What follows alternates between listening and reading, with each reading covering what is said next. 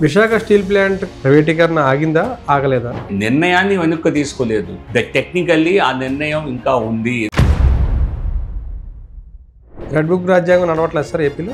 Red book రాజ్యాంగం, రెడ్డి రాజ్యాంగం ఇవన్నీ కూడా పొలిటికల్ టెర్మినాలజీస్, అంతకుమించి మరొకటి కాదు. అంటే మరీ దారుణంగా 11 సీట్లు పట్టుకోవడానికి ఈవీఎంఎల్ ట్యాంపరింగ్ అనేది కూడా చెప్తున్నారు సార్. ఈ ట్యాంపర్ ప్రూఫ్ అనేది it's wrong. There is nothing in the world which is tamper proof. Any electronic device can be tampered. Chandrababu నాయుడుకి వ్యతిరేకంగా చాలా గట్టిగా మీ వాయిస్ వినిపించారు. అదే ఆ కారణంతో మీకు ఈ కూటమిలో టికెట్లు రాలేదంటారు చాలా మంది. అది కరెక్టేనంటారా సార్? డైరెక్ట్గా ఎవరికైనా యాక్సెస్ ఉంటే వారిని మాట్లాడి కనుక్కోవాలి. ఆ రాష్ట్రానికి ఏం చేశారు రాజ్యసభ సభ్యుడిగా ఉత్తరప్రదేశ్కి, ఇక్కడ ఏం చేశారు ఆంధ్రప్రదేశ్కి? ఇక్కడ గెలిచిన ఏ లోక్సభ సభ్యుడి కన్నా కూడా ఎక్కువ పనిచేశాను అనేది నేను ఘంటాపదంగా చెప్పగలను. ఎలా ఉంది సార్ ఏడాది పాలన ఎలా ఉంది కూటమి ప్రభుత్వం? బీజేపీకి అంత తగ్గటువంటి ప్రాతినిధ్యం దక్కలేదు అన్నది సాధారణంగా మా పార్టీలో ఉన్నటువంటి ఒక ఆలోచన. ఏడాదిలోనే కూటమి పాలన మీద ప్రజల్లో తీవ్ర వ్యతిరేకత వచ్చిందని వైఎస్ఆర్సీపీ అంటుంది. కొంత వ్యతిరేకత ఏ ప్రభుత్వం పైన ఉంటుంది. ఏ ప్రభుత్వం కూడా ఎల్లప్పుడూ ప్రతి ఒక్కరిని సంతోషపరచలేదు. కూటమి ప్రభుత్వం 1,80,000 కోట్ల రూపాయలు చేసిందంటూ వైఎస్ఆర్సీపీ విమర్శించింది. 1,80,000 కోట్లు ఏడాదికి చేస్తే రాబోయే 4 ఏళ్లలో ఎన్ని అప్పులు చేస్తారో అనేది అందులోనూ ఆందోళన కనిపిస్తుంది. మీరేం చెప్తారు? సో ఎవరు చేసినా దానికి ఫలితాన్ని అనుభవించాల్సిందే. 2009-10 ముందు మీరు సెఫాలజిస్ట్గా చేసినట్టున్నారు కదా సార్? ఏం చేసినా మనం జాతీయ స్థాయిలో పని చేయాలి అనే ఆలోచన ఉండేది. అంటే మీ అంచనాలు దాదాపుగా సెఫాలజిస్ట్గా నిజమైన సందర్భాలు ఎక్కువ సార్. కరెక్ట్గా చెప్పినవి 95% అయితే నాకు తప్పు చెప్పినవి కూడా గుర్తున్నాయి ఒకటి రెండు. ఆ తర్వాత ఎప్పుడు రాజకీయాల్లోకి రావాలనిపించింది సార్? మీరు సెఫాలజిస్ట్గా మీరు దాదాపు ఒక దశాబ్ద కాలం పని చేస్తున్న సందర్భంలో సడన్ గా రాజకీయంలోకి ఎందుకు రావాలనిపించింది? నాకంటూ నా కుటుంబానికి ఎటువంటి ఇబ్బంది లేదనుకున్న రోజున రాజకీయాల్లోకి వెళ్ళాలి అని నేను అప్పుడే అనుకున్నాను.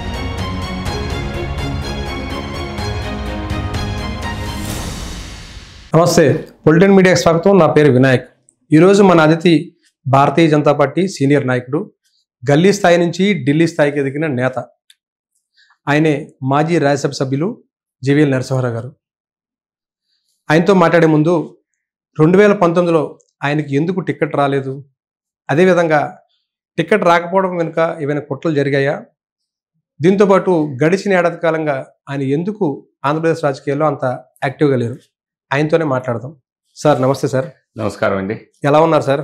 బాగున్నాం సార్. ఏంటి సార్ చాలా యాక్టివ్గా ఉండేవారు, దాదాపుగా మనం చూస్తే కనుక గడిచిన దశాబ్దన్నర కాలంగా బాగా యాక్టివ్గా, అంటే అటు జాతీయ స్థాయి రాజకీయాలు కావచ్చు, ఇటు ఆంధ్రప్రదేశ్ రాజకీయాలు కావచ్చు, గడిచిన ఒక 5-6 ఏళ్ళుగా కూడా రాష్ట్ర రాజకీయాల్లో మీరు మీ పేరు వినని రోజంటూ లేదు. అలాంటిది ఎందుకు గడిచిన ఏడాది కాలంగా చాలా స్తబ్దుగా ఉన్నారు, చాలా సైలెంట్గా ఉన్నారు? ఏంటి కారణం సార్? వాస్తవం చాలా మందికి తెలియక అపోహపడుతుంటారు. నేను 2018 నుంచి మీరు అన్నట్టుగా రాష్ట్ర రాజకీయాల్లో చురుగ్గా ఉన్నాను. దానికి కారణం ఏంటంటే, ఒకటి నేను రాజ్యసభ సభ్యుడిని అవ్వటం ఒక ఎత్తు అయితే, అంతకుముందు నేను 4 సంవత్సరాల క్రితమే జాతీయ అధికార ప్రతినిధి అయ్యాను. అంతకుముందు నుంచి 2 దశాబ్దాల అనుబంధం నాకు భారతీయ జనతా పార్టీతో ఉంది. అప్పుడు ఆంధ్రప్రదేశ్ వచ్చి పని చేయొచ్చు. కానీ ఎప్పుడైతే 2018లో కూటమిలో నుంచి, ఎన్డీఏ నుంచి టీడీపీ వైదొలిగిందో, భారతీయ జనతా పార్టీకి ఇక్కడ కొంచెం యాక్టివ్గా పనిచేయవలసిన అవసరం వచ్చింది. ఎందుకంటే మీరు కూటమిలో ఉన్నప్పుడు మనం మొత్తం బలాన్ని మనం లాగక్కర్లేదు. మనకున్న బలం మేరకు మనం పనిచేస్తే సరిపోతుంది. కానీ ఇక్కడ టీడీపీ భారతీయ జనతా పార్టీతో తెగతెంపులు చేసుకున్నాక గట్టిగా భారతీయ జనతా పార్టీ వాదన ప్రజల్లోకి వెళ్లాల్సిన అవసరం ఏర్పడింది.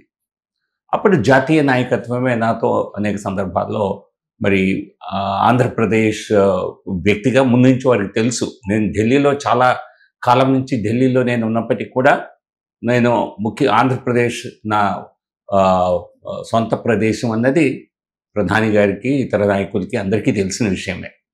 సో ఆ సందర్భంలో ఎప్పుడైతే బీజేపీపై ఒక రకంగా బీజేపీ టీడీపీ మధ్య సంబంధాలు తెగిపోయాయో, బీజేపీ తరఫున వాస్తవాలను ప్రజలకు చెప్పాలి అని చెప్పి నాకు కొన్ని సందర్భాల్లో తెలియచేయడం జరిగింది. సో ఆ ఇచ్చిన బాధ్యతకు అనుగుణంగా నేను అప్పుడు యాక్టివ్ అయ్యాను. లేకపోతే బహుశా ఆ సమయంలో కూడా నేను బహుశా దీనిలో యాక్టివ్ అయ్యేవాడిని కాదేమో. ఆ అవసరం నన్ను ఆంధ్రప్రదేశ్ రాజకీయాల్లోకి చురుగ్గా పాల్గొనే విధంగా అవకాశం కల్పించింది, అవసరం ఏర్పడింది. అంతే తప్పితే అంతకుముందు కూడా నేను అనేక సంవత్సరాలుగా కేంద్ర రాజకీయాల్లో ఉన్నాను, జాతీయ స్థాయిలో పరిచయాలు ఉన్నాయి. కానీ నేను ఇక్కడ మాట్లాడవలసిన అవసరం కానీ, నాకు మాట్లాడమని చెప్పటం కానీ జరగలేదు. అంత తప్పితే మరొకటి కాదు. సార్, ఒక సాధారణ మధ్యతరగతి కుటుంబంలో పుట్టినట్టున్నారు. మీ రాజకీయానికి అడుగులు వేయడానికి ముందు మీ కుటుంబ నేపథ్యం ఏంటి సార్? ఏ విధంగా మీరు రాజకీయాల్లో అడుగు పెట్టారంటే ఏం చెప్తారు అసలు? యాక్చువల్గా నేను నర్సరావుపేట నా స్వస్థలం, గుంటూరు, ఉమ్మడి గుంటూరు జిల్లా. నేను చదువుకున్న ఇంటర్మీడియట్ వరకు అక్కడే చదువుకొని, తర్వాత డిగ్రీ చదువులు బాపట్ల అగ్రికల్చరల్ కాలేజీలో చదువుకొని నేను MBA నిమిత్తం గుజరాత్కు వెళ్ళటం జరిగింది. ఇప్పుడు 1985లో.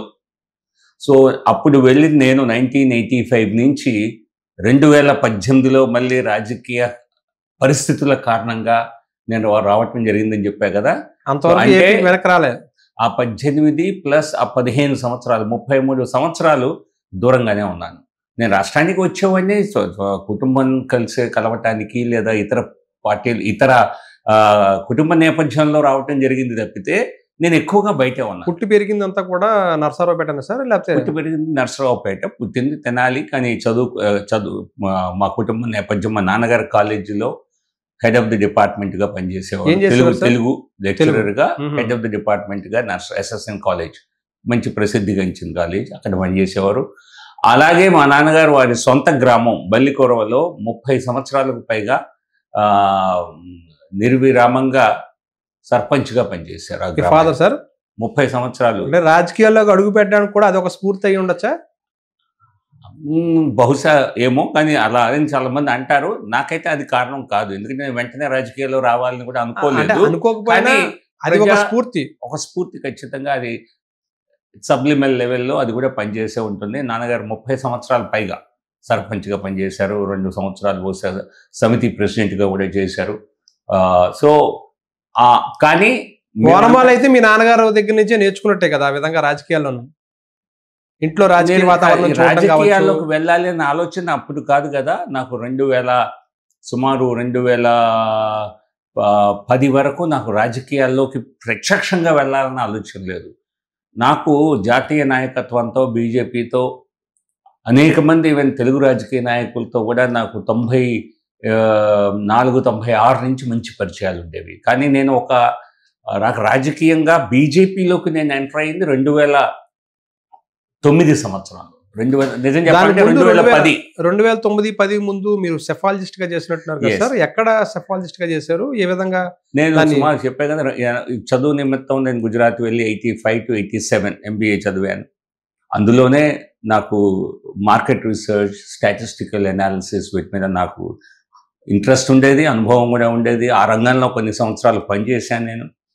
తర్వాత ఒక సంస్థ, ఆపరేషన్స్ రీసెర్చ్ గ్రూప్ అని ఒక ORG అనే రీసెర్చ్ సంస్థలో కొన్ని 5 సంవత్సరాలు అక్కడ రీసెర్చ్ మేనేజర్గా పనిచేయటం జరిగింది ఢిల్లీలోనే.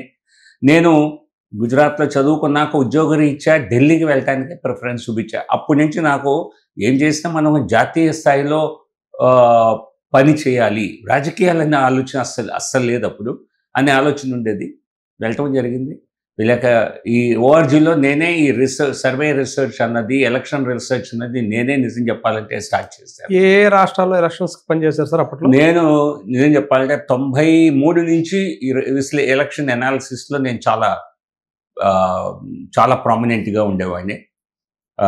ఒక రకంగా ఎగ్జిట్ పోల్స్ అంటే GBL అనేటువంటి ఒక సందర్భంలో 98, 99 ఆ సందర్భంలో. అంటే జాతీయ స్థాయి లోక్సభ ఎన్నికలకు పనిచేశారా, లేకపోతే రాష్ట్రాలకు సంబంధించిన రాజకీయాలకు? అన్ని 93 నుంచి నా ఈ ప్రస్థానం మొదలైంది. ఏ రాష్ట్రాల్లో పనిచేశారు సార్ అప్పుడు? 1993కి నేను ఇండియన్ ఎక్స్ప్రెస్ నేను చేసిన దేశంలోని ప్రముఖ పత్రికలన్నిటికీ, ఛానల్స్కి చేయటం జరిగింది. 1993లో అసెంబ్లీ ఎలక్షన్స్ని ప్రిడిక్ట్ చేయడానికి అప్పుడు ఏ రాష్ట్రానికి సంబంధించి? అప్పుడు మధ్యప్రదేశ్, రాజస్థాన్, ఛత్తీస్గఢ్ ఇవన్నీ కలిపి, అప్పుడు ఛత్తీస్గఢ్ లేదు అప్పటికి. సో మధ్యప్రదేశ్, రాజస్థాన్, బహుశా ఢిల్లీ మొదటిసారి ఎందుకు అనుకుంటా. దానికి నేను ఇండియన్ ఎక్స్‌ప్రెస్ వాళ్ళకి నేను సెఫాలజిస్ట్‌గా వారితో పనిచేయటం జరిగింది. ప్రామినెంట్‌గా నా ఆర్టికల్స్ అన్నీ ఏది చేసినా ఫ్రంట్ పేజ్ బ్యానర్ హెడ్‌లైన్స్‌లోనే పడేవి. అంటే మీ అంచనాలు దాదాపుగా సెఫాలజిస్ట్‌గా నిజమైన సందర్భాలు ఎక్కువ సార్? చాలా ఎక్కువ. తప్పులు కూడా కొన్ని జరిగాయి. తప్పులు చేయకుండా మనం ఉన్నాము. కానీ 95% స్ట్రైక్ రేట్‌తో చాలా స్పష్టంగా చక్కగా ఈ ఎన్నిక నేను చెప్పింది ఇలాగా ఎగ్జాక్ట్‌గా అయ్యిందనేవి గుర్తున్నవి ఏమున్నాయి సార్ మీకు అసలు బాగా? ఏ రాష్ట్రానికి సంబంధించిన అసెంబ్లీ ఎన్నికలు కావచ్చు, లేదంటే చెప్పింది చెప్పినట్టుగా 96 లోక్సభ ఎలక్షన్ జరిగింది. చెప్పింది చెప్పినట్టుగా 98 లోక్సభ ఎలక్షన్ జరిగింది. అంటే చెప్పింది చెప్పినట్టుగా అచ్చు తప్పకుండా ఎన్ని సీట్లు అని చెప్పానో ఎన్డీఏ కూటమికి, అప్పుడు ఎన్డీఏ అనేవాళ్ళు కాదు, బహుశా బీజేపీ కూటమికి 96, 98, 99, కాంగ్రెస్కి అన్నిటికీ టైమ్స్ ఆఫ్ ఇండియాకి నేను ఎక్కువగా ఆ టైంలో ఈ ఎన్నికలన్నీ కూడా టైమ్స్ ఆఫ్ ఇండియా పత్రిక, దేశంలో నెంబర్ 1 ఆంగ్ల పత్రిక, దానికి నేను సెఫాలజిస్ట్గా బాగా గుర్తుండిపోయిన సంఘటన చెప్పండి సార్. ఇలాగా కరెక్ట్గా మేము ఇది సపోజ్ దాదాపుగా 220 వస్తాయి అనుకుంటే ఆ రాష్ట్రంలో దానికి ఇలా రావడం, ఇది బాగా ఏదో ఒక సంఘటన మీకు బాగా గుర్తుండిపోయి ఉంటుంది కదా అలాగా? గుర్తుంటే నాపై కొన్ని సందర్భాల్లో అటాక్స్ జరిగేవి. ఎందుకంటే నాకు మొదటి నుంచి నేను రాజకీయాల్లో లేనప్పుడు కూడా నేను చాలా హాట్ టార్గెట్గా ఉండేవాడిని. రాజకీయాల్లో అయ్యాక కూడా అది సాధారణంగా అది తెలిసిన విషయమే. ఎవరు సార్? తర్వాత దానిపై మాట్లాడదాం. రాజకీయాల్లో రాకముందు ఒకసారి 1998 లోక్సభ ఎన్నికలు లైవ్ టెలికాస్ట్ ఎగ్జిట్ పోల్స్ చేస్తున్నాం. నేనే దానికి ప్రధానమైనటువంటి ఈవెన్ ప్రెజెంటర్ని కూడా నేనే. మెయిన్ ప్రెజెంటర్ అప్పుడు నళిని సింగ్ అని ప్రముఖ పాత్రికేయురాలు ఉండేది. మేమిద్దరం కలిసి దూరదర్శన్లో ప్రజెంట్ చేస్తున్నాం. 98 లోక్సభ టీవీ లైవ్ డిబేట్ జరుగుతుండగా నాపై అప్పుడు కాంగ్రెస్ నాయకురాలుగా ఉండేవారు నజ్మా హెప్తుల్లా, చాలా ప్రామినెంట్ లీడర్, తర్వాత బీజేపీలో కూడా వచ్చారు. నాపై చాలా ఆరోపణలు చేశారు. ఇదంతా ఇతను చెప్పేదంతా తప్పు, ఇతను చేసేదంతా కూడా సరైనటువంటిది కాదు, ఉద్దేశపూర్వకంగా చేస్తున్నాడు, ఇది అది అని చెప్పి ఈయన బీజేపీకి అనుకూలంగా కావాలని చేస్తున్నాడు. నేను చెప్పేది మేడం, నేను చెప్పిన దాన్ని ప్రతిదాన్ని నేను కట్టుబడి ఉంటా. తప్పు చేయను అని నేను చెప్పను. తప్పులు జరగచ్చు, కానీ తెలిసి తప్పు చేయను. దాడి చేయడానికి ప్రయత్నం చేశారా? చాలా పెద్ద ఎత్తున లైవ్. ఆ రోజుల్లో దూరదర్శన్ ఒక్కటే ఉండేది. జీ అప్పుడప్పుడే స్టార్ట్ అవుతోంది. దూరదర్శన్ ఒక్కటే ఉండేది. నా లైవ్ టెలికాస్ట్ నేషనల్ ఛానల్లో డీడీ అంటే ఎగ్జిట్ పోల్ అంటే మీకు క్రికెట్ మ్యాచ్ చూసినట్టుగా ఉండేది ఆ రోజు. ఏం చెప్పాలంటే ఎందుకంటే లోక్సభ ఎన్నికల రిజల్ట్స్ కదా. నేను చెప్పింది చెప్పినట్టుగా జరిగింది ఆ ఎన్నికల్లో. లేకపోతే ఆవిడ చేసిన ఆరోపణ ఏదో నిజమేమో అని భ్రమపడే అవకాశం ఉంది. నేను చేసిన ఎగ్జిట్ పోల్ మరుసటి రోజు ప్రెస్ కాన్ఫరెన్స్ పెట్టి మరి నన్ను నాపై ఆరోపణలు గుప్పించేవాళ్ళు. ఒక ప్రెస్ కాన్ఫరెన్స్ నాపైనే, ఒక సెఫాలజిస్ట్గా. నేనేమి అప్పుడు పార్టీలో లేను, రాజకీయ ప్రముఖుడిని కాదు. సో అది చాలా ఒక రకంగా చెప్పాలంటే ప్రొఫెషనల్గా ఒక హైప్లో నేను ఉన్నటువంటి సమయం. సో 2004లో మార్చినారు తప్పే. 2004లో నేనే కాదు అందరం సెఫాలజిస్ట్ అనుకున్న స్థాయిలో బీజేపీ కూటమికి సీట్లు రాలేదు. సో కాంగ్రెస్ అధికారంలోకి వచ్చినప్పుడు తక్కువ, కాంగ్రెస్ బీజేపీకి దగ్గరగానే ఉన్నాయి సీట్లు, కానీ తప్పింది. సో కరెక్ట్గా చెప్పినవి 95% అయితే నాకు తప్పు చెప్పినవి కూడా గుర్తున్నాయి. ఒకటి ఫర్ ఎగ్జాంపుల్ తమిళనాడు ఎలక్షన్లో మేము లోక్సభ ఎన్నికల్లో ప్రొజెక్షన్ మనంతా కరెక్ట్గా వచ్చింది, కానీ తమిళనాడు స్టేట్ బహుశా 99 అనుకుంటా, ఇదే 98 or 99 నాకు స్వీప్ చేస్తుంది అనుకుంటే. మేము అస్సలు సీట్లు రావనుకుంటే స్వీప్ చేయటం జరిగింది. కానీ అది ఓవరాల్ నేషనల్ లెవెల్లో మరి ఒక చోట, this is the beauty of statistical projections. మీకు అగ్రిగేట్ లెవెల్లో కరెక్ట్ వచ్చినా ఒక్కోసారి మీకు లోవర్ లెవెల్స్లో మీ తప్పు అయినా కూడా బ్యాలెన్స్ అవుతాయి. అది ఎందుకంటే smaller the sample size me accuracy తగ్గుతుంది. సైజ్ పెరిగే కొద్దీ టు సమ్ ఎక్స్టెంట్ యాక్యురసీ పెరుగుతుంది.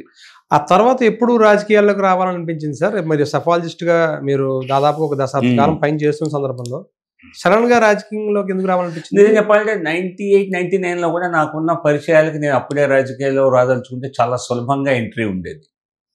ఎందుకంటే నాకు అప్పుడు జాతీయ స్థాయి నాయకులతో మంచి పరిచయం, వాజ్పేయి గారితో కూడా పరిచయం ఉంది సార్, ఉండేది పరిచయం. అంతకంటే అద్వానీ గారితో ఇంకా నాకు చాలా బాగా పరిచయం. ఆయన జాతీయ అధ్యక్షుడిగా ఉండేవారు ఆ టైంలో. సో ఒక అందరికీ గౌరవం ఇచ్చే వ్యక్తి. సో నాతో చాలా గౌరవంగా ఆప్యాయంగా ఉండేవారు. ఎలా ఉంది సార్ వారితో రిలేషన్, ఎలా ఉంది సార్ వాజ్పేయి గారితో కానీ అద్వానీ గారితో రిలేషన్ ఎలా ఉండదు మీకు? లేదు, చాలా గౌరవంగా, అంత దూరం ఉన్న పిలిచి వాళ్ళు పలకరించే విధంగా, మనం ఎప్పుడు కలవాలనుకున్నా సమయం ఇచ్చే విధంగా. అప్పుడు ఆయన ఉప ప్రధాని కూడా ఉన్నట్టున్నారు కదా తర్వాత కొంతకాలం? ఉప ప్రధానిగా అయినప్పుడు కూడా ఇన్ఫాక్ట్ నేను మ్యారేజ్ యానివర్సరీకి పిలిచాను ఆయన, 10th యానివర్సరీకి. చిన్న ఫంక్షన్, వస్తారో రారో అయినా కూడా ఒక అడుగు చూద్దామని వచ్చారు. As a deputy prime minister నా చిన్న ఢిల్లీలోనే ఒక మాకు ఫ్యామిలీకి అది ఇంపార్టెంట్ 10th యానివర్సరీ, కానీ పెద్ద జాతీయ స్థాయి నాయకుడికి అది కాదు కదా, అయినా వచ్చారు. సో ఆ రకంగా మర్చిపోలేని అనుభవం అయింది, అలా రావడం కూడా మీకు మర్చిపోలేని అనుభవం కదా? మంచి అనుభవం. బట్ అటువంటి అనేక సార్లు కలవడం. ఒకసారి వాజ్పేయి గారితో ఎలా ఉంది సార్ అనుబంధం మీకు? వాజ్పేయి గారితో కూడా మంచి పరిచయం ఉండేది. బట్ అది లిమిటెడ్ సందర్భాల్లో వాడిని కలవటం జరిగింది. నేను కానీ గుర్తుపట్టి మాట్లాడేవాసిగా తప్పనిసరిగా. అలాగే ఇక ఆ టైంలో జనరేషన్ నెక్స్ట్ అని చెప్పుకునే వారందరూ ఉన్నారు, పెద్ద నాయకులందరూ. సో అద్వానీ గారితో పరిచయం సమయంలోనే, లేదా దాని కొద్ది కాలం తర్వాత నాకు పెద్దలు వెంకయ్యనాయుడు గారితో, అలాగే సుష్మా స్వరాజ్ గారితో, అరుణ్ జైట్లీ గారితో, ఆ తర్వాత నరేంద్ర మోదీ గారితో, ఇట్లా దాదాపు రాజ్నాథ్ సింగ్ గారితో. రాజ్నాథ్ సింగ్ గారు కొంచెం ఆలస్యంగా వచ్చారు ఢిల్లీ రాజకీయాలకు, అందుకే ఆయన పేరు ముందు చెప్పలేదు నేను. ఆయన ఉత్తరప్రదేశ్ ముఖ్యమంత్రిగా. నేను 90s విషయం చెప్తున్నా. సో నాకు అందరితోనూ, బట్ నా పర్సనల్ పరిచయాలు ఎక్కువగా బీజేపీ నాయకులతోనే ఉండేవి. కానీ నా ప్రొఫెషనల్ వర్క్కి వచ్చేసరికి నేను టోటల్గా దీనికి ఎక్కడా కూడా ఎటువంటి. ఏ సమయంలో సార్ రాజకీయాల్లోకి వచ్చింది? ఎప్పుడు రాజకీయాల్లోకి అడుగు పెట్టారు? ఏ కారణం మీకు మలుపు తిప్పిన ఘటన ఏమైనా ఉందా? ఎందుకు సడన్ గా రాజకీయాల్లోకి వచ్చారంటే బీజేపీ? నేను ఎందుకంటే రాజకీయాలపై ఆసక్తి నాకు 98-99లోనే కొంత కలిగింది. అటువైపు వెళ్తే ఎలా ఉంటుంది అని. కానీ నాకు మీరు చెప్పారు, మధ్యతరగతి కుటుంబం నుంచి వచ్చి నేను నా సొంత సంస్థను స్థాపించి, అప్పటికే చిన్న స్థాయి కుటుంబాల నుంచి వచ్చినప్పుడు చాలామంది వెనక్కు తగ్గుతారు లేదా భయపడతారు. నేను ఎప్పుడు చలించాల. నా సొంత సంస్థ నిర్మించి అక్కడ స్థాపించి ఢిల్లీలో నేను స్వతహాగా చేశాను. సొంత సంస్థ నడిపాను. అప్పుడు స్టార్ట్ చేసింది, ఇప్పటికీ నడుస్తూనే ఉంది. పేరేంటి సార్ అది? DRS అని, డెవలప్మెంట్ అండ్ రీసెర్చ్ సర్వీసెస్ పేరుతో. సో నేను ఆర్థికంగా రాజకీయాల్లో సంపాదించుకోవాలి అన్నటువంటి ఆలోచన, సంపాదిస్తారు ఇది ఒక మార్గం అనుకుంటే, నేను సంపాదించిన దానికంటే బహుశా రాజకీయాల్లో వందల రెట్లు సంపాదించుంటారు జనం. నేను అట్లా ఆలోచించాల. నేను రాజకీయాల్లో కంటూ వచ్చే ముందు నాకంటూ ఒక ఆర్థిక స్టెబిలిటీ, నా కుటుంబాన్ని మనం ఏదో రాజకీయాల్లో తిరిగి అటు ఇటు తిరిగి సమయం వృధా చేసి రేపు కుటుంబానికి స్థిరత్వం లేకుండా చేయకూడదు. ఇండిపెండెంట్గా నేను ఉన్న రోజున, నాకంటూ నా కుటుంబానికి ఎటువంటి ఇబ్బంది లేదనుకున్న రోజున రాజకీయాల్లోకి వెళ్ళాలి అని నేను అప్పుడే అనుకున్నాను. ఎవరి ద్వారా అంటే మీరు పార్టీలో చేరాలనుకున్నప్పుడు ఎవరిని మొదట టచ్ చేశారు సార్? ఎవరి దగ్గరికి వెళ్ళారు ఫస్ట్? మీరు ఎవరి ద్వారా అప్రోచ్ అయ్యారు? యాక్చువల్గా చెప్పాలంటే 2000 ఒకరని స్పష్టంగా చెప్పలేదు. ముఖ్యంగా ఏంటంటే, నేను కర్ణాటక అసెంబ్లీ, గుజరాత్ అసెంబ్లీ ఎన్నికల్లో ప్రతి ఎన్నికల్లో నేను ఒక ప్రొఫెషనల్గా ఒక స్ట్రాటజిస్ట్గా పనిచేశాను ప్రతి ఎన్నికల్లో. 2000 సంవత్సరం నుంచి 2002, 2007, 2012, 2017 ఈ రకంగా. అట్లాగే మధ్యలో కర్ణాటకలో ఫస్ట్ టైం గవర్నమెంట్ వచ్చింది 2008లో. ఆ ఎన్నికల్లో కూడా నేను దాదాపుగా ముఖ్యమంత్రిగా ఉన్నాడు సార్. యడ్యూరప్ప ముఖ్యమంత్రి అయ్యారు తర్వాత. ఎస్, అరుణ్ జైట్లీ గారు దాని ముఖ్య ఇన్ఛార్జిగా ఉండేవారు. నేను వచ్చి పూర్తిగా యడ్యూరప్ప గారి ఆహ్వానం మేరకు, నేను చెప్పాలంటే బలవంతం మేరకు, నువ్వు రావాలి నువ్వు వచ్చి ఇక్కడ ఉండు అని ఆయన ఒక రకంగా ప్రోద్బలం చేయటంతో వచ్చాను. నేను ఒక 4 రోజులు సుమారుగా ఉండి ఆ ఎన్నికల అసెస్మెంట్లో, నేనేం క్యాంపెయిన్ చేయలేదు, బట్ ఓవరాల్ స్ట్రాటజీ, బీజేపీకి బ్యాక్ సైడ్ నుంచి మీరు పనిచేశారు అప్పుడు? ఆ ఎలక్షన్లో యాజ్ అ పొలిటికల్ స్ట్రాటజిస్ట్గా పనిచేశాను. నా డిఫరెన్స్ ఏంటంటే నేను I am purely my professional work నేను టోటల్గా ఇండిపెండెంట్గా ఆబ్జెక్టివ్గా చేస్తాను. But at the same time I have very personal relation with them, యడ్యూరప్పతో కానివ్వండి. సో అదైన తర్వాత శివరాజ్ సింగ్ చౌహాన్ గారు కూడా వాళ్ళ మధ్యప్రదేశ్ ఎన్నిక, ఆయన అప్పుడే సీఎం అయ్యారు. సో యాక్చువల్గా యడ్యూరప్ప గారు నన్ను మధ్యప్రదేశ్ ఎన్నికల తర్వాత పిలిచారు. నాకు గుర్తొచ్చింది, మధ్యప్రదేశ్ ఎన్నికల్లో శివరాజ్ సింగ్ చౌహాన్ గారికి పొలిటికల్ స్ట్రాటజిస్ట్గా పనిచేసి ప్రతి అసెంబ్లీ స్థాయిలో ఎలా క్యాండిడేట్ సెలక్షన్ ఎలా జరగాలి, ఇష్యూస్ ఏమిటి, ఏం ప్రొజెక్ట్ చేయాలి, ఎలక్షన్ ఓవరాల్ క్యాంపెయిన్లో ఎలా ఎవరిని ఫోకస్ చేయాలి, ఇదన్నీ నేను బ్రాడ్ గైడ్ లైన్స్ పార్టీకి ఇవ్వడం జరిగింది. అండ్ అంతకంటే ముందుగా ఒక సంవత్సరం నుంచి నేను చెప్పాను మీకు, ఆంగ్ల పత్రికలో పొలిటికల్ కాలం మింట్ అనే న్యూస్ పేపర్ కొత్తగా లాంచ్ అయింది, హిందుస్థాన్ టైమ్స్ వాళ్ళ పేపర్, అది బిజినెస్ పేపర్. దానిలో పొలిటికల్ కాలం రాసేవాడిని నేను ఒకసారి మధ్యప్రదేశ్ వెళ్ళొచ్చి నేను గమనించిన సిచ్యువేషన్ అంతా కూడా ఒక రిపోర్ట్ రూపంలో రాయటం జరిగింది, ఒక కాలం రూపంలో. అది చదివి నాకు శివరాజ్ సింగ్ చౌహాన్ గారు చదవాల, అద్వానీ గారు చదివి నాకు ఫోన్ చేశారు. ఫోన్ చేసి శివరాజ్ సింగ్ చౌహాన్ గారి మీద ఇట్లా రాశావు, ఇది కరెక్టేనా అని. అంటే నేను, సార్ మీకు తెలుసు కదా, నేను I write whatever I assess, there is no projection here. ఎందుకంటే వాళ్ళు ఎవరికి దెన్ రాజ్నాథ్ సింగ్ గారిని గెలవటం జరిగింది ఏదో సందర్భంలో. చెప్పా ఇట్లా, ఆయనకు చెప్పా, మీరు మీ పార్టీ ఎలా ఉంది అని జనరల్గా అడిగితే అన్ని స్టేట్స్లో బలంగా ఉన్నాం, కానీ మధ్యప్రదేశ్లో కొంచెం నాకు వీక్ అనిపిస్తోంది, అతనికి ఇంకా శివరాజ్కి అంత ప్రొఫైల్ రాలేదని. అంటే నేను, రాజ్నాథ్జీ నా అసెస్మెంట్ వేరు, అన్ని 4 రాష్ట్రాల్లో మీరు బలంగా ఉన్నది మధ్యప్రదేశ్లోనే, అది కూడా శివరాజ్ సింగ్ చౌహాన్ పాపులారిటీ కారణంగా. ఎందుకంటే చాలా వరకు ఏమవుతుందంటే మీడియాలో ఫస్ట్ టైం ప్రొజెక్షన్, మీడియాలో ప్రొజెక్షన్ లేని నాయకుల గురించి అంచనాలు కొంచెం తక్కువగా ఉంటాయి. గ్రౌండ్ లెవెల్లో పనిచేసిన సమాచారం అంత ఈజీగా పై వరకు చేరదు. సో నేను చెప్పా, మీకు ఈ ఎన్నికల్లో 4 రాష్ట్రాల్లో మీరు మంచి పర్ఫార్మెన్స్ ఇచ్చేది ఇక్కడే. నేను చెప్పినట్టుగానే మధ్యప్రదేశ్లో స్వీప్ చేయటం జరిగింది. సో ఆ సందర్భంలో నన్ను మధ్యప్రదేశ్కి అడ్వైజర్గా ఫస్ట్ టైం అప్పుడు వేశారు సార్. నన్ను శివరాజ్ సింగ్ చౌహాన్ గారు అడిగితే నేను అద్వానీ గారితో చెప్తా అన్నారు, చెప్పమన్నాను. నేను అప్పటికి స్థిరపడ్డాను. నేను ఇంకా ఇప్పుడు ఎంటర్ అవ్వకపోతే ఇంకా నేను టైం ఉండదు, రాజకీయాల్లో రావాలనుకుంటే. So media advisor is not a political post, actually it's a political appointment. కనీసం రాజకీయాల్లో అడుగు పెట్టాలనుకున్నారు. సో నేను శివరాజ్ సింగ్ చెప్పాను, నాకేం జీతం వద్దు, నేను జీతం తీసుకొని ఉద్యోగం కోసం రావట్లేదు. ఇదే 2008 డిసెంబర్. సో నేను చెప్పాను, నేను జీతం కోసం రావట్లేదు, నాకు I want a political position, and నేను పొలిటికల్ పొజిషన్ తీసుకుంటున్నాను కాబట్టి నేను I will join the party. ఎందుకంటే నేను పార్టీలో జాయిన్ అవ్వకుండా నాకు పాలిటిక్స్కి సంబంధం లేదు అని చెప్పినా అది ఇదిగా ఉండదు, క్రెడిబుల్గా అనిపించదు, నువ్వు ఎంత నిర్భరంగా ఉన్నా. అందుకే నేను I decided to join BJP. 2008 డిసెంబర్లో అక్కడ నాకు మంత్రి హోదా ఇచ్చారు, క్యాబినెట్ హోదా, స్టేట్ మినిస్టర్ హోదా మధ్యప్రదేశ్లో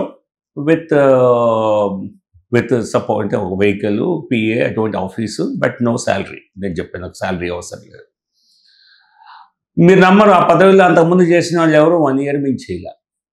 నేను 10.5 సంవత్సరాలు చేసా, 10 సంవత్సరాలు సుమారుగా అక్కడే మధ్యప్రదేశ్లోనే.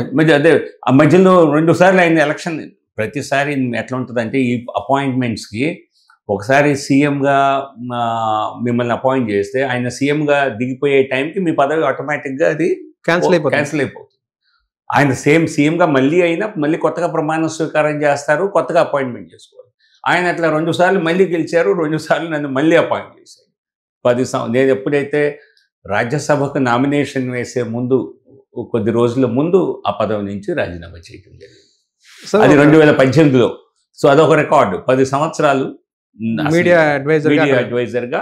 బట్ ఢిల్లీ కేంద్రంగా నేను ముందే చెప్పా ఆయనకి, నేను భోపాల్కి మీకు ఎప్పుడు అవసరమైందా నేను వచ్చి అక్కడ మీతో ఉంటాను, కానీ నేను I would like to continue Delhi Delhi నా మెయిన్ కేంద్రం అది కాబట్టి అంటే ఓకే అన్నాడు. సో అద్వానీ గారు కూడా చాలా శివరాజ్ సింగ్కి ఎంకరేజ్ చేసి నువ్వు he'll be an asset for you అని చెప్పడం జరిగింది. అసలు ఒక సాధారణ కుటుంబంలో పుట్టి ఢిల్లీ స్థాయి రాజకీయాలని శాసించే స్థాయి వ్యక్తిగా మీరు ఎదగడం అనేది మామూలు విషయం కాదు. అందులోనూ కానీ వారి మధ్య ఒక గొప్ప గుర్తింపు తెచ్చుకోవడం కూడా చాలా గొప్ప విషయం. అందులోనూ మీరు ప్రధానమంత్రి మోదీ గారికి అత్యంత సన్నిహితమైన వ్యక్తిగా ఎలాగా దగ్గర అయ్యారు సార్ ఆయనకి? అసలు అయితే ఆయనకి అంత నమ్మకం ఏంటి మీ మీద? అలాగా ఆయన 95-6 సమయంలో ఢిల్లీ కేంద్రంగా పార్టీలో పనిచేసేవారు. కార్యదర్శిగా, జాతీయ కార్యదర్శిగా, ప్రధాన కార్యదర్శిగా. ఆ సమయంలో నుంచి నాకు వారితో పరిచయం ఉంది. నేను చెప్పాను కదా, అద్వానీ గారితో ఎలా అయితే ఒక మంచి వ్యక్తిగా పరిచయం ఉందో ఒక ప్రొఫెషనల్గా, నాకు మోదీ గారితో కూడా అప్పటి నుంచి పరిచయం ఉంది. అలాగే ఆ పరిచయంతోనే ప్రతి ఎన్నికల్లో కూడా నన్ను వచ్చి తనకు సపోర్ట్ చేయమని అడిగేవారు. సో అలా ఆ విధంగా చెప్పారు. ఆల్రెడీ గుజరాత్ ఎన్నికల్లో కూడా పనిచేస్తానని చెప్పారు. అప్పుడు సెఫాలజిస్ట్ గా పనిచేస్తున్నారు. ఆ సందర్భంలో మీ సెఫాలజిస్ట్ గా ఏదైతే మీరు చెప్పిన రిజల్ట్ ఏదైతే ఉందో అది కరెక్ట్ అవ్వడం వల్ల ఆయనకు దగ్గర అయ్యారా, లేదంటే కనుక ఎలా సార్? అసలు నేను సాధారణంగా చెప్పినవి 95% చాలా దగ్గరకు వచ్చాయి. మోడీ గారి విషయంలో ప్రతిదీ చెప్పినట్టుగా జరిగింది. అసెంబ్లీ ఎన్నికల్లో మీరు అడిగారు కదా అట్లా ఏమైనా గుర్తున్నాయని. 182లో 112 వస్తాయంటే 112 వచ్చాయి ఒక సందర్భంలో. ఎప్పుడు సార్? ఏ సంవత్సరం? బహుశా ఇది 2012 అనుకుంటా. తర్వాత 2002లో గుజరాత్ అల్లర్ల తర్వాత జరిగినటువంటి మిడ్ టర్మ్ ఎలక్షన్స్, ఒక రకంగా అవి అర్లీ ఎలక్షన్స్. దానిలో కూడా నేను చెప్పినట్టుగా వచ్చేది. 125 ఎంతో చెప్పినట్టు గుర్తు. డిటో ప్రతి ఎన్నికల్లో అలాగే. వీటన్నిటి ద్వారా ఆయన మీ మీద నమ్మకం బాగా పెరిగింది సార్ అప్పుడు? అంటే ఒక ఎన్నికల మీద, విశ్లేషణ మీద నమ్మకం ఉంటే అంతవరకే మీతో కనెక్టివిటీ ఉంటుంది. అట్లా కాదు, ఒక సంబడి, ఒక ట్రస్ట్ వర్ది పర్సన్గా, ఒక క్రెడిబుల్ ఇండివిజువల్గా నాతో చాలా అటువంటి పరిచయం వీరందరితో ఉన్నట్టే మోదీ గారితో కూడా పరిచయం ఉండేది, గొప్ప పరిచయం. సార్ సాధారణంగా జాతీయ స్థాయి పార్టీలు ఏవైనా సరే నార్త్ సైడ్లో పనిచేసే రాజకీయ నాయకులు తీసుకొచ్చి ఆంధ్ర మీద బలవంతంగా రుద్దడం, లేదంటే కనుక దక్షిణాది రాష్ట్రాల మీద బలవంతంగా రుద్దడం, అక్కడ రాజ్యసభ ఇవ్వడం జరుగుతుంటుంది. ఎక్కడ కూడా మనం కనివిని ఎరుగునం. ఒక తెలుగువాడికి ఉత్తరప్రదేశ్లో రాజ్యసభ సభ్యత్వం ఎలా దక్కింది సార్ అసలు అది? అంటే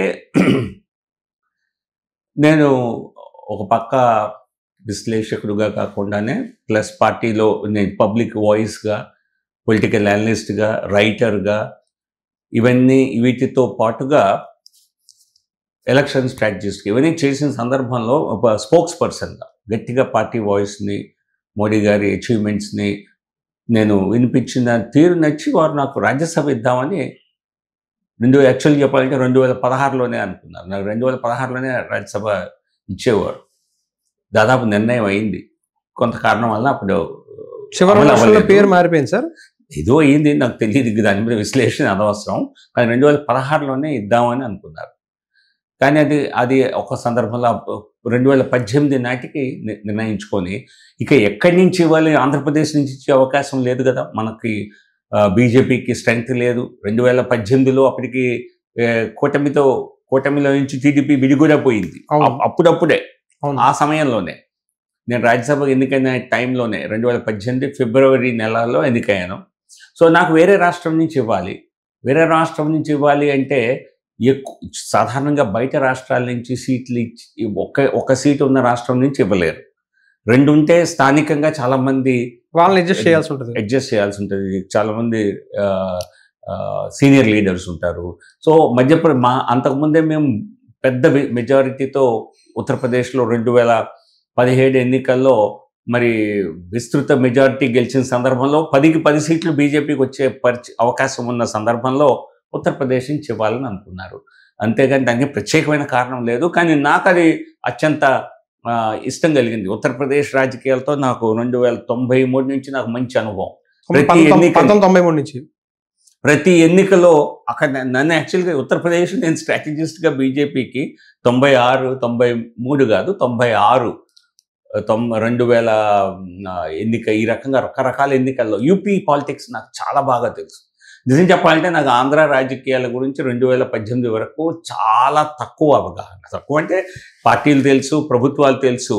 అందుకే నాకు ఇప్పటికి కూడా చాలామంది ఆ తరం నాయకులు పెద్ద పెద్ద హోదాల్లో చేసిన వారు ఉంటారు. కానీ కొన్ని సందర్భాల్లో వారు నాకు పరిచయం లేదు. ఎందుకంటే నేను పెద్దగా న్యూస్ని కూడా ఇక్కడ పెద్దగా ఫాలో అయ్యేవాడిని కాదు. ఆ రోజుల్లో ఎన్ని టీవీ ఛానల్స్ కూడా లేవు. ఉండేది ఈటీవీ ఒకటి ఉండేది, చాలా తక్కువగా. కానీ కొన్ని సందర్భాల్లో నాకు ఇక్కడి నుంచి కూడా ఎన్నికల విశ్లేషణకు సంబంధించి నాపై మంచి టార్గెట్లు ఇక్కడి నుంచి కూడా జరిగేవి. ఒకసారి గుర్తు నాకు 99 అసెంబ్లీ ఎన్నికలు నన్ను ప్రజలు ఏదనుకుంటే ఆ ముద్ర వేసేస్తారు. 99లో నేను యాక్చువల్గా టీడీపీ బీజేపీ కూటమి తిరిగి వస్తుంది, టీడీపీ గెలుస్తుంది అని ఈనాడు పత్రికలో వారితో సర్వే చేయడం జరిగింది. నాకు పెద్దలు రామోజీరావు గారితో కూడా మంచి పరిచయం ఉండేది. ఇన్ఫ్యాక్ట్ చెప్పాలంటే నేను నేషనల్ స్థాయిలో బాగా పేరు వచ్చిన సందర్భంలో ఒకనొక రోజు వారి నుంచే కాల్ వచ్చింది నాకు. లేదా నాకు అయితే వారి నుంచే కాల్ వచ్చినాయి. మీరు ఇట్లా సర్వేలు చేస్తుంటారు కదా, మీరు ఎక్కడ ఏ ప్రాంతం వారు, ఎక్కడి నుంచి వారు అంటే, సార్ మాది ఇట్లా గుంటూరు జిల్లా నరసరావుపేట. సో నేను చాలా కాలం నుంచి బయటే ఉన్నాను. సో ఈసారి వచ్చినప్పుడు కలవమంటే కలుస్తాను, పెద్దలతో గౌరవం. నాకు మీరు ఒక సర్వే చేయాలి ఆంధ్రప్రదేశ్లో. సో అంటే ఈసారి వచ్చినప్పుడు మాట్లాడతాను, మీరు చెప్పండి, లేదంటే ఎప్పుడో రమ్మంటే వస్తాను. నాకు మిమ్మల్ని కలవటం కూడా గొప్ప అవకాశం, నేను వస్తాను. మీకు కోడెల గారు తెలుసా? శివప్రసాద్ కోడెల గారు నాకు తెలుసండి, ఆయనకు నేను తెలీదు. ఆయన అప్పటికే బహుశా హోమ్ మినిస్టర్గా కూడా చేశారు స్టేట్లో. కోడెల మా ఊరు ఎమ్మెల్యే గారు, 2-3 సార్లు ఎమ్మెల్యే అయ్యారు. సో ఎమ్మెల్యే పేరు తెలుగున్నట్టుంటుంది. నాకు బాగా ఆయన గురించి తెలుసు. నిజం చెప్పాలంటే తెలిసిన కొద్ది మందిలో ఆయన ఒకరు. నాకు మిగతా వాళ్ళందరితో పెద్దగా అవసరం లేదు. సో కోడెల గారి గురించి నాకు అంటే నేను చెప్తాను కోడెలకి అని చెప్పి ఆయన కోడెల గారి తర్వాత వెళ్ళేప్పుడు పరిచయం చేశారు. ఆయన మీరు మా ఊరు ఏంటో నాకు తెలియకపోవటం ఏంటన్నా, అయ్యా నేను ఎప్పుడూ వెళ్ళిపోయాను, నా లైన్ వేరు మీ లైన్ వేరు అని అదొక కలయిక అనుకోకుండా జరిగింది. సో ఆంధ్రప్రదేశ్ ఎన్నికల్లో ఈనాడు పత్రికకి అప్పుడు చేశారు. నేను చేసిన సర్వే అగైన్ మనం సర్వే చేసామంటే ఒక పెద్ద స్థాయిలో ఫ్రంట్ పేజ్. ఈనాడు అంటే అప్పుడు నిజం చెప్పాలంటే అప్పుడు ఏకైక పత్రిక, బహుశా ఉదయం ఏదైనా ఉండేదేమో కానీ మెయిన్ పేపర్ చాలా ప్రామినెంట్గా పబ్లిష్ అయింది.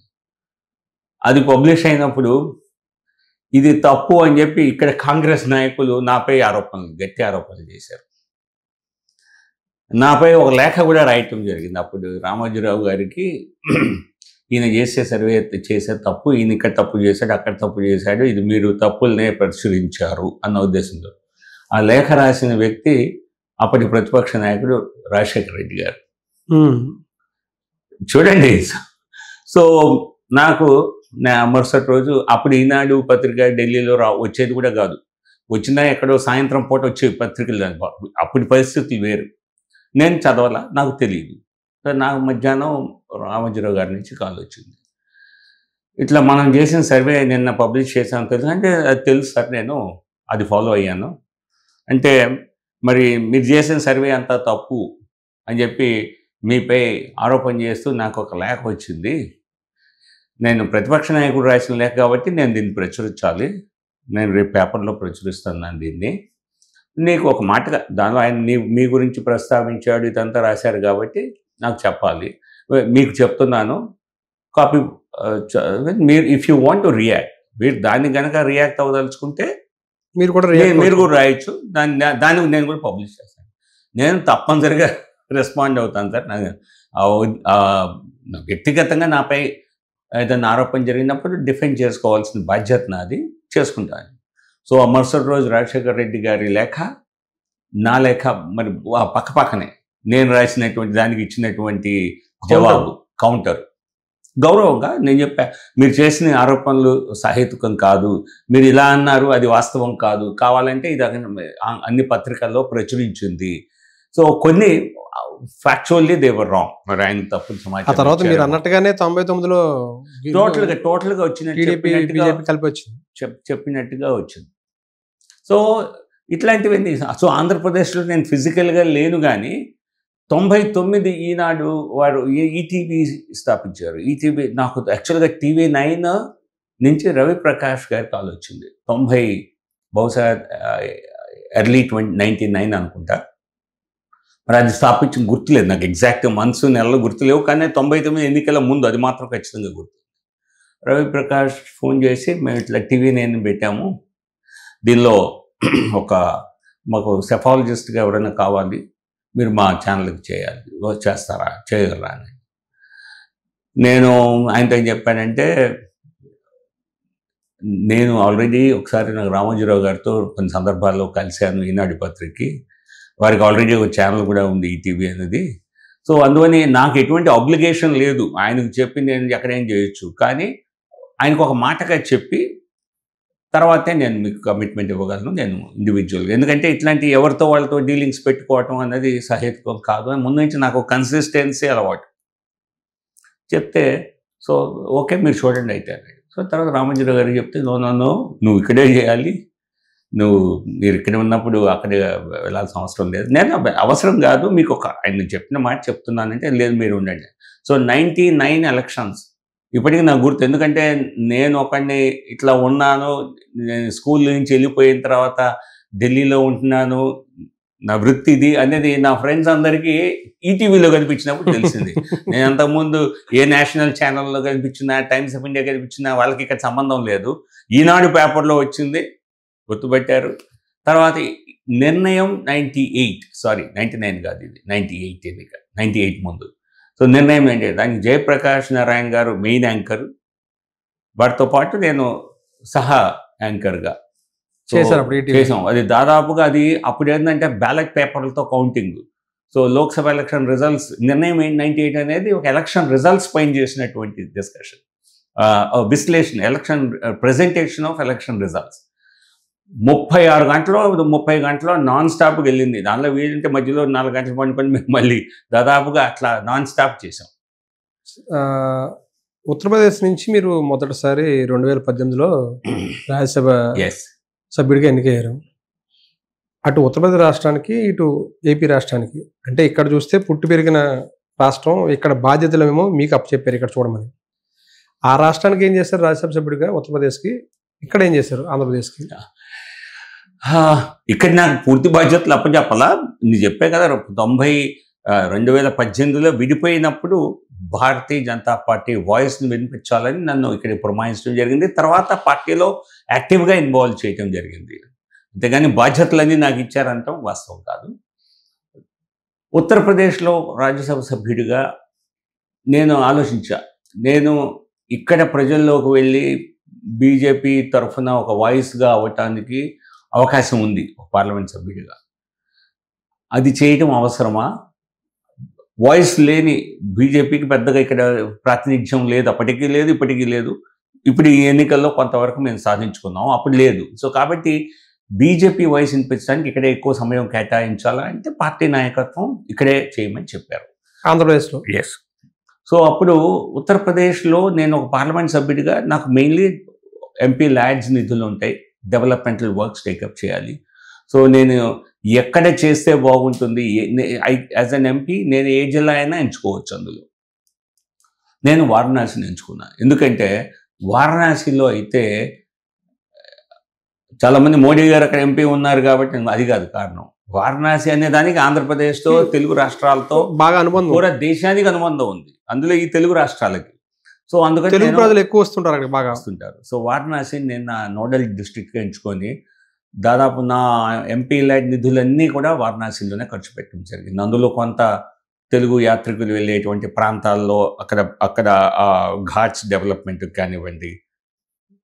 అలాగే మొట్టమొదటిసారి నేను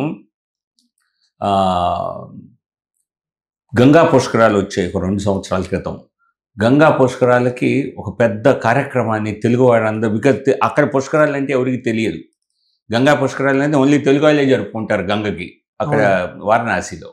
సో నేను ఈ విషయం మోడీ గారి దృష్టికి తీసుకువెళ్ళి, సో ఇక్కడ గంగా పుష్కరాలు జరుగుతాయి కాబట్టి యాదృచ్ఛికంగా ఇక్కడ వేల సంఖ్యలో ప్రజలు వస్తారు, లక్షల్లో వస్తారు బహుశా, కానీ ఖచ్చితంగా ఎనీ గివెన్ డే అక్కడ వేల మంది ఉంటారు. వాళ్ళతో నేను ఒక కార్యక్రమం చేయాలనుకుంటున్నాను, కాశీ తెలుగు సంగమం. దానికి మీరు దానిలో చేయాలనుకుంటున్నాను. మీ సూచనలు సలహాలు ఉంటే ఇవ్వండి. అలాగే దాన్ని మీరు సంబోధిస్తే నాకు I will be very happy. బాగుంటుంది, తెలుగు వాళ్ళకి కూడా ఒక సందేశం ఇచ్చినట్టు ఉంది. నచ్చింది ఆయనకు కాన్సెప్ట్. సో అందువలన 2 సంవత్సరాల క్రితం కాశీ గంగా నది ఒడ్డున ఫస్ట్ టైం బహుశా అందరి కార్యక్రమం. అంతకుముందు కాశీ తమిళ సంగమం అని మీటింగ్స్ జరిగాయి. దానికి ప్రభుత్వం 30 కోట్లు ఖర్చు పెట్టింది. నేను మోడీ గారికి ఒకటే చెప్పా, నేను ₹1 ఖర్చు పెట్టకుండా ప్రభుత్వం డబ్బు, ఎవరి నుంచి డబ్బు తీసుకోకుండా నా స్థాయికి తగ్గట్టుగా నేను చేస్తాను, అండ్ ఖచ్చితంగా ఒక మంచి కార్యక్రమం చేస్తాను అంటే ఆయన అయితే నేను దాన్ని వర్చువల్గా సంబోధిస్తా అని చెప్పారు. ఎందుకంటే ఫిజికల్గా ఆ టైంకి నేను రాలేను. సరే అని. సో గంగా నది తీరాన ఒక అద్భుత కార్యక్రమం సాయంత్రం 5 గంటల నుంచి రాత్రి 11 గంటల వరకు చేయటం జరిగింది. దానికి మోడీ గారు వర్చువల్గా సంబోధించడం జరిగింది. దానికి మన ప్రజాప్రతినిధి ఢిల్లీ నుంచి మీడియా వారందరూ కూడా రావటం జరిగింది. వాళ్ళందరినీ అన్ని మన ఛానల్స్ అన్నింటిలో కూడా కవర్ అయింది. మోడీ గారు అనేక సందర్భాల్లో దాన్ని మన్ కీ బాత్లో ప్రస్తావించడం జరిగింది. ఇట్లా కాశీ తెలుగు సంగమం అనే కార్యక్రమం జరిగింది అని. సో ఈ విధంగా ఇది ఒక మంచి చక్కటి, అక్కడ నాకు మీకు తెలియదు, నేను ఏది మాట్లాడినా ఉత్తరప్రదేశ్ ఛానల్స్లో కానీ పేపర్స్లో కానీ కవర్ చేస్తారు. వాళ్ళు ఎవరు, ఇతను ఎవరు, సౌత్ ఇండియను ఎంపీ అనే కాదు, వాళ్ళు అటువంటి భేదభావం అంటారు, అంటే అటువంటి బయటవాడు అనే దృష్టిలో నన్ను ఎప్పుడూ చూడాల. నేను కాశీ తెలుగు సంగమం చేస్తే నాకు పెద్ద హాఫ్ పేజ్ కవరేజ్ వచ్చింది న్యూస్ పేపర్స్లో అన్నిట్లో. 2018 నుంచి దాదాపుగా 24 వరకు చేశారు సార్. అంటే దాదాపు 6 ఏళ్ళు చేశారు. 6 ఏళ్ళ టర్మ్. రెండోసారి ఎందుకు రాజ్యసభ రాలేదు సార్? అంటే విస్తారణ కూడా మాట వినిపించింది దాదాపుగా. అట్లా లేదు. జనరల్గా భారతీయ జనతా పార్టీలో వీలైనంత వరకు ఎందుకంటే ఎంతోమంది పార్టీకి పనిచేసిన వారు ఉంటారు కదా, ఎంతోమందికి అకామిడేట్ చేయాలి. లోక్సభకి పోటీ చేయలేని వారే రాజ్యసభకి ఇవ్వాలి. వీలైనంత వరకు ప్రతి ఒక్కరూ లోక్సభకే పోటీ చేయాలి ఒక టర్మ్ తర్వాత అన్నది ఒక ఆలోచన, పార్టీ చేసిన ఆలోచన. ఇన్ఫ్యాక్ట్ ఆ ఆలోచనలో భాగంగానే మీకు తెలిసినట్లుగా నేను విశాఖపట్నం నుంచి గట్టిగా పోటీ చేద్దామని చెప్పి ఒక ఆలోచన చేయటం జరిగింది. రాజ్యసభ ఇంతకుముందు గతంలో ఒకే వ్యక్తికి 4 సార్లు 3 సార్లు రాజ్యసభ ఇచ్చేవారు. ఈ మధ్య కాలంలో దాదాపుగా అరుదుగా 1-2 సంఘటనలు ఏమైనా ఉండొచ్చేమో కానీ, but most of the even ministers కూడా రాజ్యసభలో ఉన్న వాళ్ళందరూ కూడా మన ఎన్నికలు పోటీ చేసి లోక్సభ గెలవడం జరిగింది. పీయూష్ గోయల్ కానివ్వండి, ఈవెన్ భూపేంద్ర యాదవ్ గారు కానివ్వండి, వీళ్ళందరూ కూడా ఒరిజినల్లీ వీళ్ళందరూ రాజ్యసభ క్యాండిడేట్స్ కానీ వీళ్ళని చూసేవారు. అని వీళ్ళందరూ లోక్సభ నుంచి పంపించారు. ఈవెన్ ధర్మేంద్ర ప్రధాన్ ఆయన ఇంతకుముందు లోక్సభలో చేశారు, మళ్ళీ రాజ్యసభకు వచ్చారు, మళ్ళీ మొన్న లోక్సభకు పోటీ చేసి వచ్చారు. ఒకరిద్దరు మినహాయిస్తే, ఇద్దరు కాబట్టి 4 మినహాయిస్తే అందరూ ఒకసారి మాత్రమే చేశారు.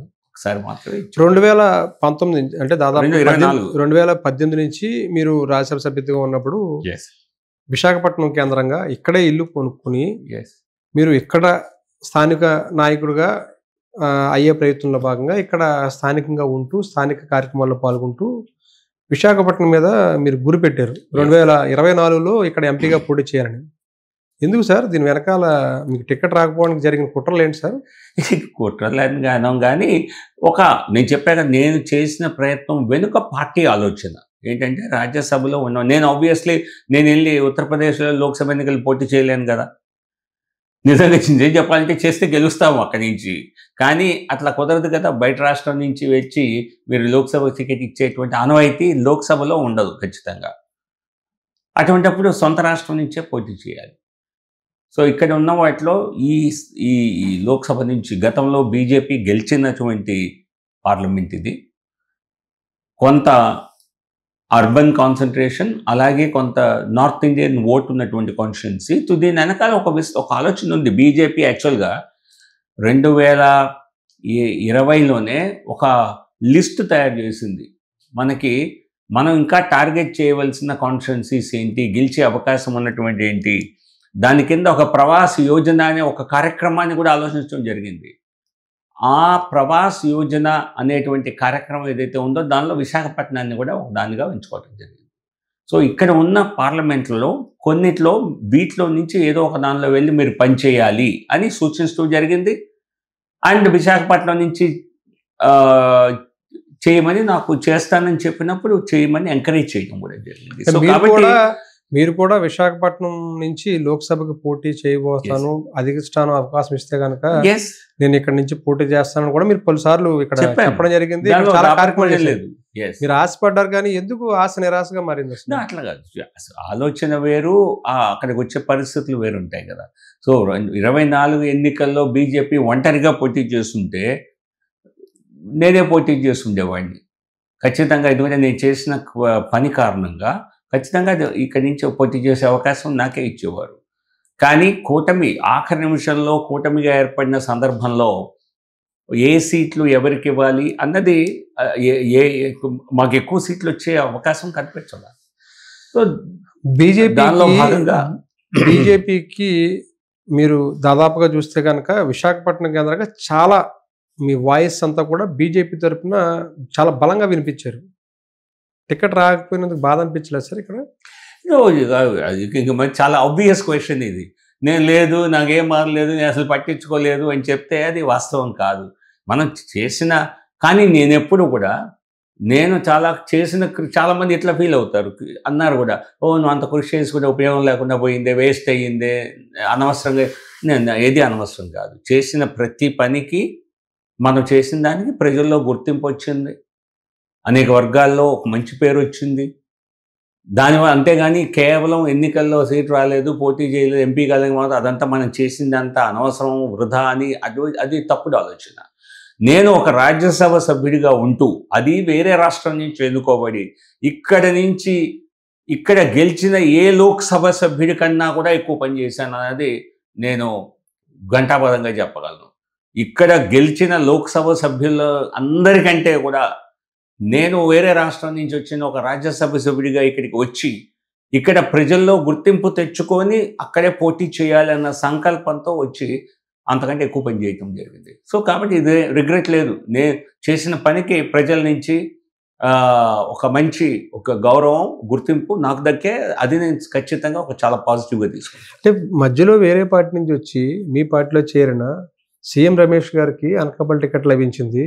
దాదాపుగా 2.5 దశాబ్దాలుగా మీరు పార్టీ కోసం పనిచేశారు. సెఫాలజిస్ట్గా అగ్రనాయకత్వంతో పరిచయాలు ఉన్నాయి. స్వయంగా మోదీ గారికి సన్నిహితులు అంటారు మిమ్మల్ని.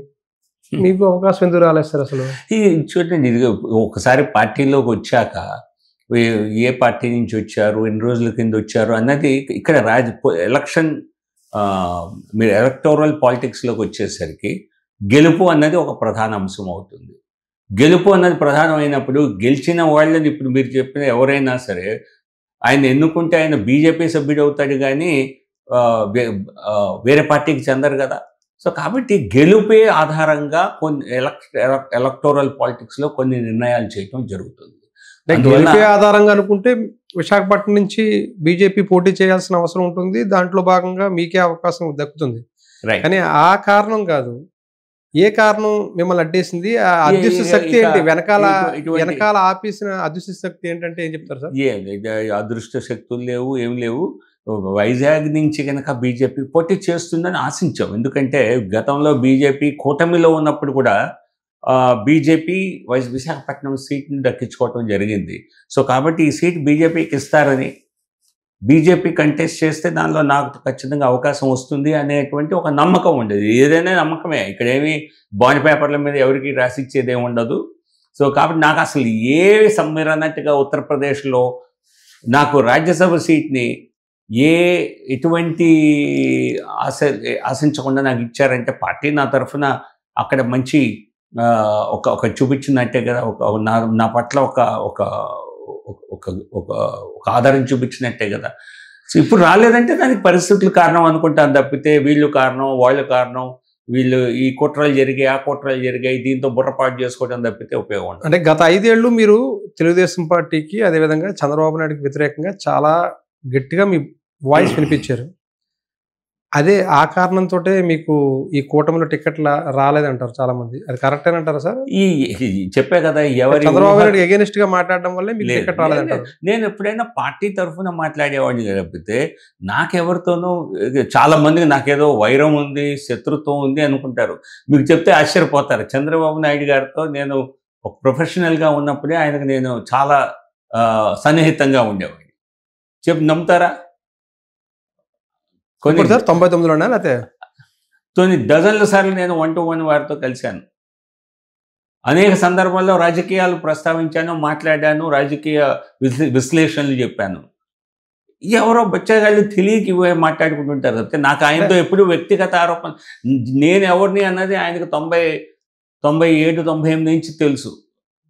సో నిజం చెప్పుకోవాలంటే ఇప్పుడున్న ఎవరైతే ఆయనతో పాటు మొదటి నుంచి ఉన్న వాళ్ళు కాకుండా ఇప్పుడు ఈ మధ్య కాలంలో వచ్చిన వాళ్ళతో పోల్చుకుంటే మీరే బాగా సన్నిహితం ఆయనకి అలా అనుకుంటే అన్నో వారు ఆ పార్టీలో ఉన్న వారికి మీ గురించి తెలుసు బాగానే.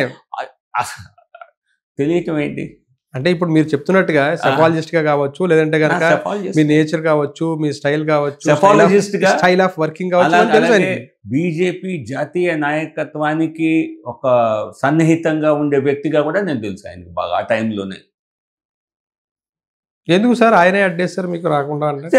ఇవన్నీ చెప్పారు, ఇవన్నీ ఊహాజంతాలు, దీనిపై మాట్లాడటం తప్పు. నేను ఆయన్ని విమర్శించి ఎప్పుడు నేను వ్యక్తిగత వ్యాఖ్యలు ఇప్పుడు మళ్ళీ ఒకసారి చెప్తా. చంద్రబాబు నాయుడు గారిని రాజకీయంగా విమర్శించేవాడిని.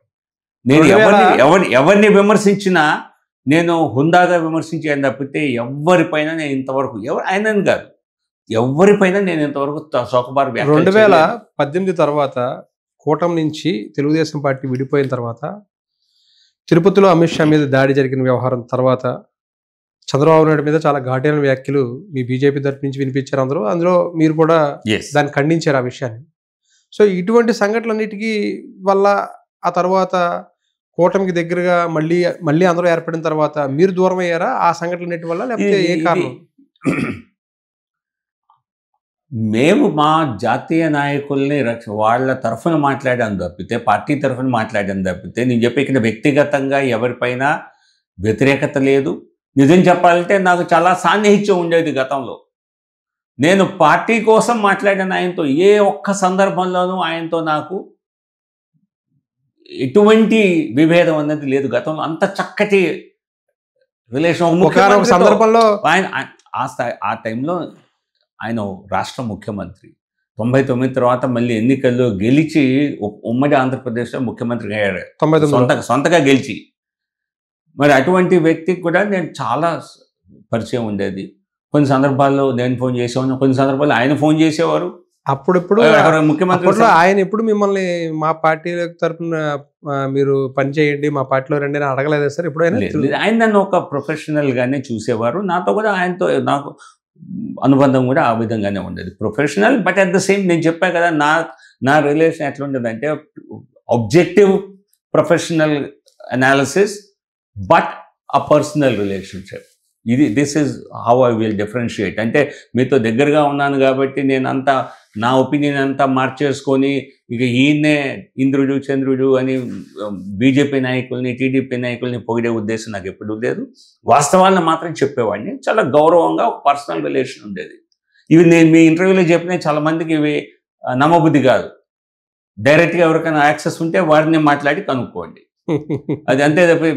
రాజశేఖర రెడ్డి గారు పాపం రాలేరు, కానీ రాజశేఖర రెడ్డి గారు లేఖ రాసింది అన్నది పబ్లిక్ డాక్యుమెంట్ కదా, ఈనాడు పేపర్లో ప్రింట్ అయ్యింది కదా, నేనేం దాన్ని మార్చలేదు కదా ఈరోజు. అది సో నాకు నేను తర్వాత మీరు బీజేపీలో చేరిన తర్వాత కూడా చంద్రబాబు నాయుడు గారితో అదే రిలేషన్ కొనసాగిందే సార్, లేకపోతే ఎలాగా? నేను చెప్పా కదా నాకు జాతీయ స్థాయి రాజకీయాల్లో ఉండిపోవడం జరిగింది. జాతీయ రాజకీయం ఉండిపోయి అప్పుడప్పుడు కొన్ని సందర్భాల్లో మాట్లాడేవాడిని. కానీ 2018 తర్వాత నేను చాలా బిజీ అయిపోయాను యాక్చువల్గా. 2014 నుంచి 18 మధ్య ఇక్కడ బీజేపీలో కూడా గవర్నమెంట్లో ఉండేది ఇక్కడ చంద్రబాబు నాయుడు గారితో. ఆ టైంలో కూడా అక్కడ రెండిట్లో ఎన్డీఏలో ఉన్నారు. కానీ ఆ టైంలో నేను పెద్దగా ఎప్పుడు కలవలేదు, ఎందుకంటే నా పనిలోనే నేను చాలా బిజీగా ఉండేవాడిని. సో అందువల్ల నేను ప్రయత్నం చేస్తుంటే బహుశా ఖచ్చితంగా కలిసేవారు. కానీ నా పనిలో నేను బిజీగా ఉన్న కారణంగా ఆ సమయంలో పెద్దగా వారితో కలిసిన సందర్భం. మొన్నటి ఎన్నికల్లో దక్కాల్సిన వాటా దక్కలేదనేది బీజేపీ కార్యకర్తలు భావిస్తుంటారు సార్. నిజమేనా అది?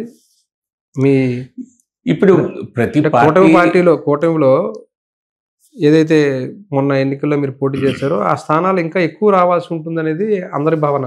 మీరేం చెప్తారు? చూడండి, ప్రతి పార్టీ అదే అనుకుంటుంది. మా పార్టీ కూడా ఖచ్చితంగా, ఎందుకంటే బీజేపీ జాతీయ పార్టీ, ప్రపంచంలోనే అతిపెద్ద పార్టీ. అండ్ వరుసగా అప్పటికే 2 సార్లు సొంత మెజార్టీతో కేంద్రంలో ప్రభుత్వాన్ని ఏర్పాటు చేసినటువంటి పార్టీ, మోడీ గారి గొప్ప నాయకుడు ఉన్నటువంటి పార్టీ. సో కాబట్టి బీజేపీ ఖచ్చితంగా మాకు ఇక్కడ ఇంత చిన్న రిప్రజెంటేషన్ ఉండటం అనేది బీజేపీ నాయకులు అంత సులభంగా తీసుకోలేదు, జీర్ణించుకోలేని విషయం. వాస్తవం నేను చెప్తున్నా చాలా స్పష్టంగా. ఎందుకంటే మేము పోటీ చేసే సీట్లు 10 అసెంబ్లీ సీట్లు, 3 లోక్సభ స్థానాలు అంటే చాలా తక్కువ. అంటే ఇంచుమించుగా 6 లోక్సభ కొంచెం మాకు కనీసం ఒక 10 లోక్సభ స్థానాలు ఇవ్వాలి అని మేము ఒక జాతీయ పార్టీగా మేమందరం అనుకునేవాళ్ళం. పెద్ద స్థాయి నాయకులు డిస్కషన్స్లో కూడా దాదాపుగా అదే మనం అడగచ్చు అనేటువంటి ఆలోచనలో ఉండేవారు. కానీ అంతిమంగా మేము 6 సీట్లకే సర్దుకోవాల్సి వచ్చింది. అటు 6 లోక్సభ, 10 అసెంబ్లీ. 10 స్థానాలు అంటే 10% కూడా దక్కలేదు మీకు. అంటే దానికి ఒక కారణం, మీరు మన కూటమిలో ఉన్న మేజర్ పార్టీ టీడీపీ చెప్పేది ఏంటి, మీకు స్థానికంగా అంత బలం లేదు అన్నది. సో ఈవెన్చువల్గా అప్పుడు ఆ సమయంలో పురంధేశ్వరి గారు రాష్ట్ర అధ్యక్షులుగా ఉండడం వల్లే బీజేపీకి నష్టం జరిగిందనేది కొంతమంది భావిస్తున్నారు. వ్యక్తులపై వ్యాఖ్యలు చేయటం అనేది సరికాదు. ఎవరు వచ్చినట్లుగా వారు చేస్తుంటారు, కానీ అది వాస్తవం కాదు. ఈ నిర్ణయం కూటమిలో ఏ పార్టీకి ఎన్ని సీట్లు దక్కాలి అన్నది జాతీయ నాయకత్వం చంద్రబాబు నాయుడు గారితో మాట్లాడారు. రాష్ట్ర నాయకత్వం అనేక సందర్భాల్లో పురంధేశ్వర్ గారు స్వయంగా కూడా చెప్పారు, ఈ నిర్ణయం, పొత్తు నిర్ణయం, సీట్ల నిర్ణయం చేసేది అధిష్టానం, ఇక్కడ రాష్ట్ర స్థాయిలో కాదు అని చెప్పడం జరిగింది ఆవిడ కూడా. స్వయంగా జాతీయ నాయకత్వ ఆమోదంతో 10 అసెంబ్లీ స్థానాలు, 6 లోక్సభ స్థానాలకు బీజేపీ పరిమితమైంది ఇక్కడ. ఖచ్చితంగా జాతీయ నాయకత్వం నిర్ణయమే అంతిమం ఈ విషయాల్లో. దీనిలో ఇక్కడ స్థానియ నాయకత్వం తమ ఆలోచనలను మాత్రమే తెలియచేసే అవకాశం ఉంటుంది, కానీ ఇంకేమీ నిర్ణయాధికారం ఉండదు. గడిచిన ఏడాది కాలంగా అంత యాక్టివ్గా కనిపించట్లేదు ఏపీ రాజకీయాల్లో. ఇప్పుడైనా యాక్టివ్ అవ్వబోతున్నారు సార్, లేకపోతే ఢిల్లీకే పరిమితం అవుతారా? ఒకటి మనం ఆలోచించాలి, ఎక్కువగా మన ప్రతిపక్షంలో ఉన్నప్పుడు మాట్లాడే తరహా ఒకలా ఉంటుంది, ప్రభుత్వంలో ఉన్నప్పుడు మాట్లాడే పద్ధతి వేరేగా ఉంటుంది. మేము ఇప్పుడు ప్రభుత్వంలో ఉన్నాం, బీజేపీ ప్రభుత్వంలో ఉంది. సో బీజేపీ ప్రభుత్వంలో ఉన్నప్పుడు, ప్రతిపక్షంలో ఉన్నప్పుడు మాట్లాడవలసిన అంశాలు ఇప్పుడు ఉండవు. అది ఒక ప్రధాన కారణం. రెండవది, ఇక్కడ 2 లోక్సభ అసెంబ్లీ ఎన్నికలు ఒకేసారి జరిగి సంవత్సర కాలం అయింది. 1 సంవత్సరం 3 నెలలు 4 నెలల సమయం అయింది. ఈ ఎన్నికలు జరగడానికి ఇంకా 3.5 సంవత్సరాల సమయం ఉంది. ఎజెండా సెట్ అవ్వడానికి ఇంకా చాలా సమయం ఉన్నది. సో ఇప్పుడు హడావిడిగా ఫస్ట్ ఓవర్ నుంచి బ్యాటింగ్ చేయవలసిన అవసరం లేదు. సరైన సమయానికి సరైన విధంగా మాట్లాడాలి. ఇప్పుడు సరైన సమయంలో హిట్టర్గా వస్తారు బ్యాటింగ్లోకి కాదు. అప్పుడు పరిస్థితులను బట్టి ఈ కూటమి మళ్ళీ మరొకసారి అధికారంలోకి వస్తుందని, రావాలని ఇటువంటి సంకల్పం బీజేపీ వైపు నుంచి ఉంది, తెలుగుదేశం వైపు నుంచి ఉంది. ఎలా ఉంది సార్ ఏడాది పాలన? ఎలా ఉంది కూటమి ప్రభుత్వం? చక్కగా ఉంది. గతంలో పోలిస్తే ప్రజల మన్ననలు పొందేలా ఉంది. ఖచ్చితంగా ఈ 1.5 yearsలో 1 year 3 months పాలనలో ఒక నమ్మకం, ప్రజల్లో విశ్వాసం ఏర్పడింది. గతంలో లాగా కాకుండా ఇప్పుడు కేంద్రం, రాష్ట్రం ఒకే ఒరవడిలో ముందుకు వెళ్తూ అభివృద్ధినే బ్యాక్గ్రౌండ్గా పెట్టుకొని, అభివృద్ధినే లక్ష్యంగా పెట్టుకొని పనిచేస్తున్నాయి.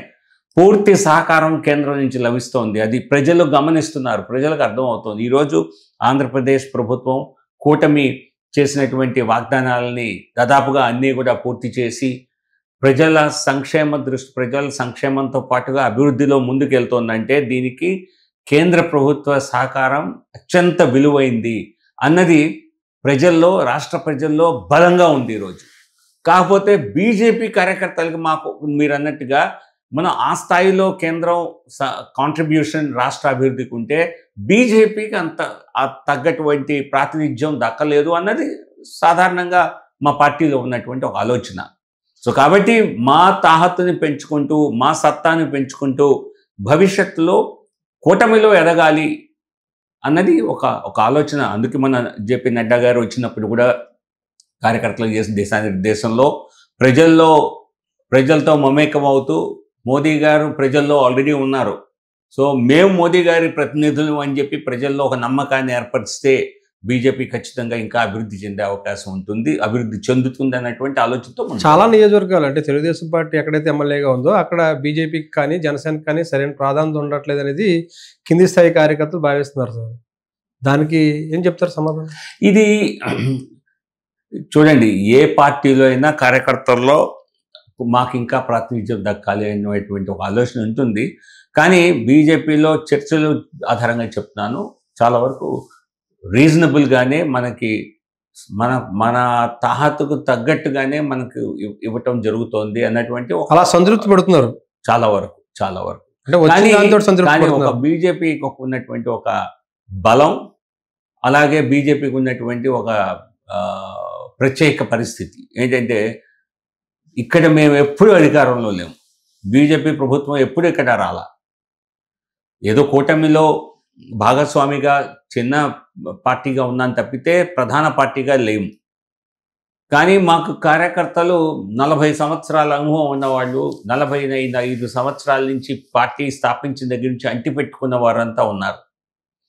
వారు అవకాశం దొరికితే ఎన్నో పార్టీలోకి వెళ్ళే ఎన్నో సందర్భ అవకాశాలు ఉండేవి, కానీ సిద్ధాంతపరంగా బీజేపీని నమ్ముకొని ఉన్నారు. సో వాళ్ళకి న్యాయం చేయాల్సిన అవసరం కూడా పార్టీకి ఉంటుంది. కానీ అంతమందికి ఎక్కడ ఇచ్చే అవకాశం ఉండదు. అదొక ఖచ్చితంగా ఆలోచన చేయాలి. ఏదో ఒక విధంగా 40-45 సంవత్సరాలుగా ఈ పార్టీని అంటిపెట్టుకున్న వారికి తగిన గుర్తింపు ఇచ్చే విధంగా మరి చేయాలి అన్నది మా పార్టీ నాయకుల ఆలోచన. అలా అనేక అవకాశాలు ఇంకా రానున్న రోజుల్లో వస్తాయన్నది నమ్మకం. సార్, ఇప్పుడు ఏడాది పాలనలోనే కూటమి ప్రభుత్వం 1,80,000 కోట్ల రూపాయలు చేసిందంటూ వైఎస్ఆర్సీపీ విమర్శిస్తుంది.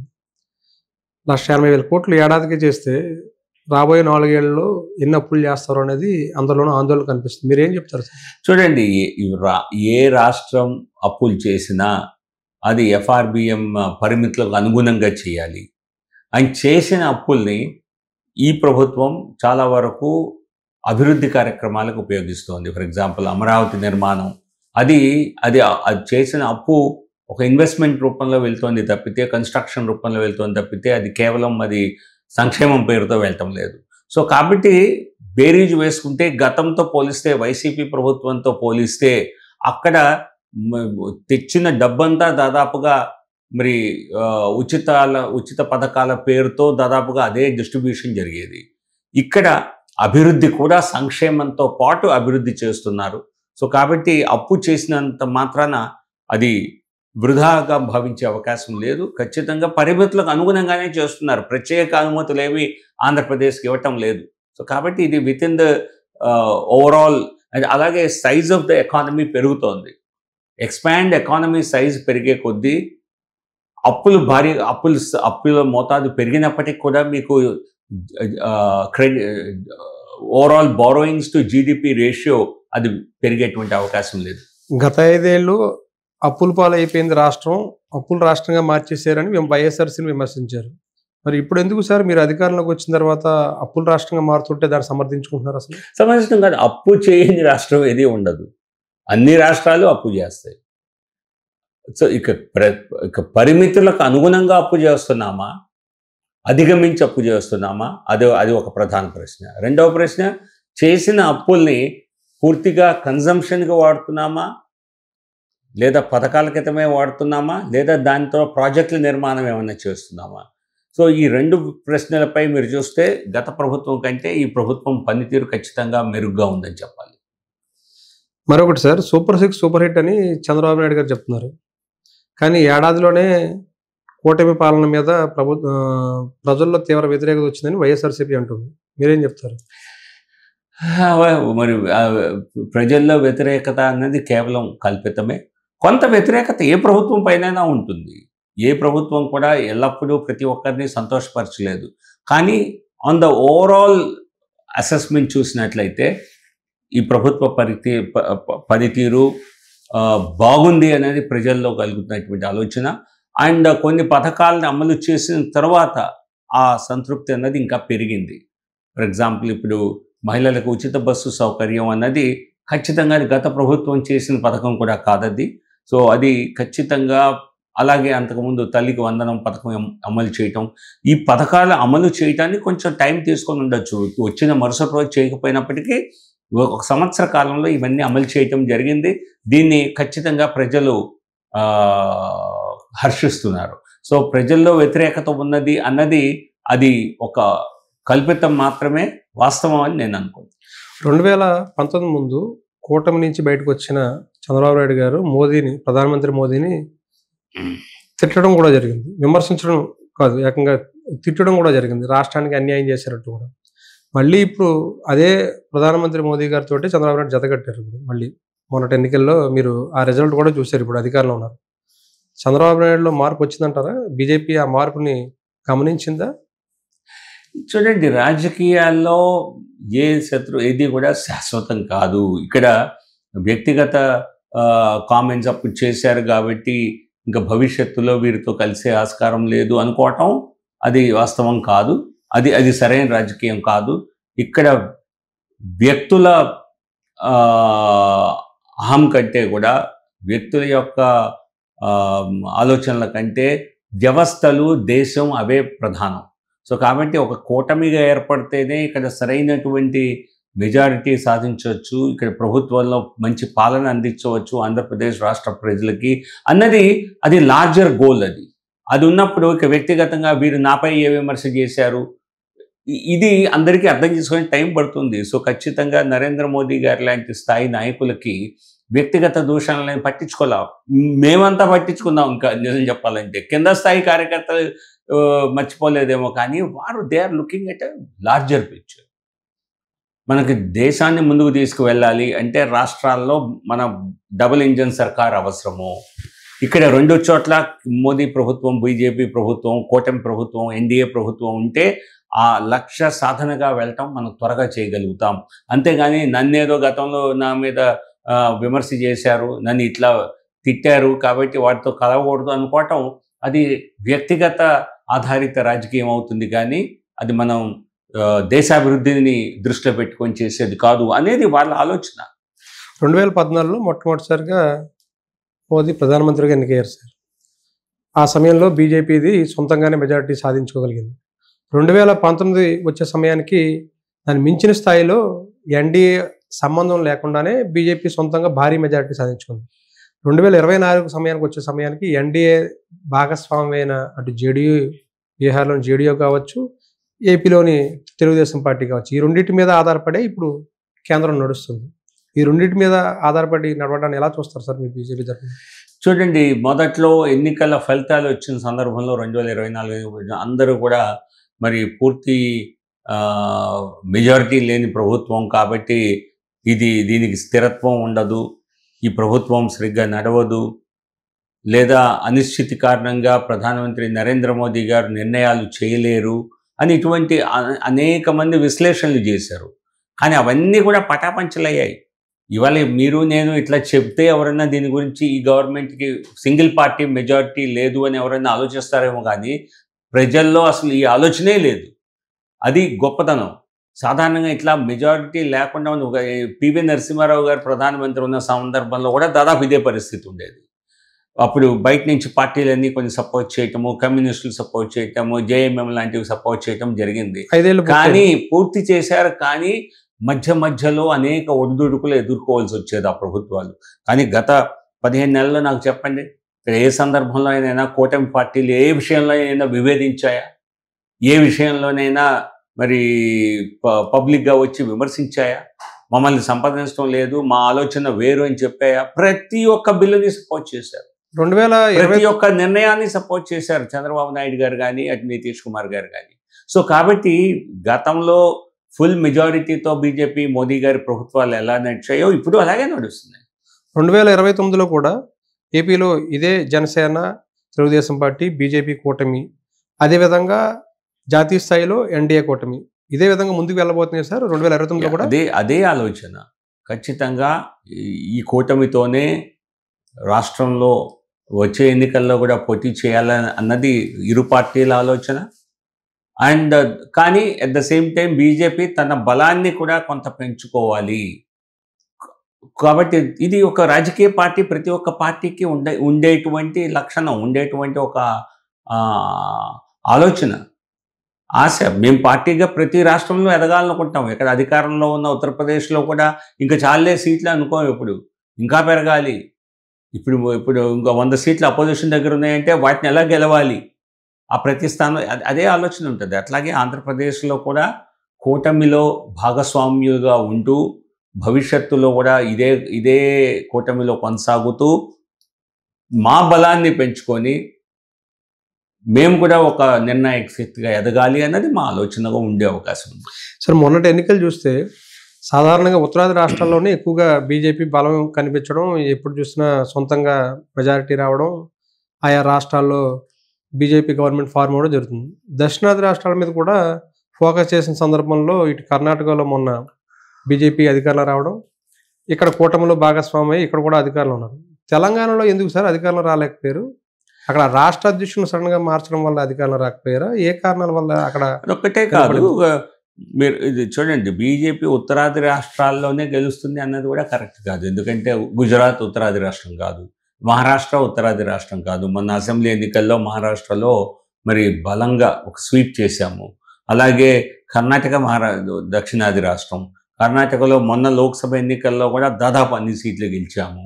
అటువంటి సో బీజేపీ మేము పశ్చిమ బెంగాల్లో ప్రధాన ప్రతిపక్షంగా ఎదిగాము. అస్సాంలో రెండోసారి గవర్నమెంట్లో ఉన్నాము, ఇంకో 6 నెలల్లో మూడోసారి కూడా మళ్ళీ గవర్నమెంట్లో వస్తాము. త్రిపురలో మేము బీజేపీ అధికారంలో ఉన్నాం. కమ్యూనిస్టులను దాదాపుగా అంతం చేసాం అన్ని రాష్ట్రాల నుంచి, కేరళ మినహాయించి. సో ఈ రకంగా బీజేపీ విస్తరణ అన్నది విపరీతంగా జరిగినటువంటి బ్యాక్గ్రౌండ్ మీకు కనిపిస్తుంది. ఆ నేపథ్యంలో తెలంగాణలో పార్లమెంట్కి వచ్చేసరికి 8 స్థానాలు గెలుచుకున్నాం, కానీ అసెంబ్లీ ఎన్నికల్లో అనే సీట్లు గెలుచుకోవడం 8 గెలుచుకోవడం జరిగింది 117లో. కానీ వచ్చే ఎన్నికల నాటికి ఖచ్చితంగా తెలంగాణలో ఈ ఎన్నికల్లో 2028 అసెంబ్లీ ఎన్నికల్లో బీజేపీ గెలుపు అన్నది ఖాయం. బీజేపీ ఖచ్చితంగా అధికారంలోకి వస్తుంది తెలంగాణలో. దానికి తగ్గ ప్రణాళికలతోనే పార్టీ ఇప్పుడే ముందుకెళ్తోంది. సార్, 2019లో 151 సీట్లు గెలుచుకుని వైఎస్ఆర్సీపీ అధికారంలోకి రావడం జరిగింది. ఇప్పుడు ఆ స్థాయిలో ఎప్పుడు కూడా ఆంధ్రప్రదేశ్ రాష్ట్ర రాజకీయాలు ఆ స్థాయిలో ఫలితాలు ఎప్పుడు రాలేదు. అంత భారీ మెజారిటీ గెలుచుకున్న వైఎస్ఆర్సీపీ మేము ఎన్నో సంక్షేమ పథకాలు అమలు చేసాము. డీబీటీ ద్వారా ప్రజలకి దగ్గర 2,50,000 కోట్ల పైన, దగ్గర 3 లక్షల కోట్ల వరకు మేము నేరుగా అందించాము. ఎన్నో సంక్షేమ పథకాలు అమలు చేసామని చెప్పిన తర్వాత 2024 ఫలితాలు చూస్తే 11 సీట్లకు పడిపోయింది. ఎందుకంటారు సార్?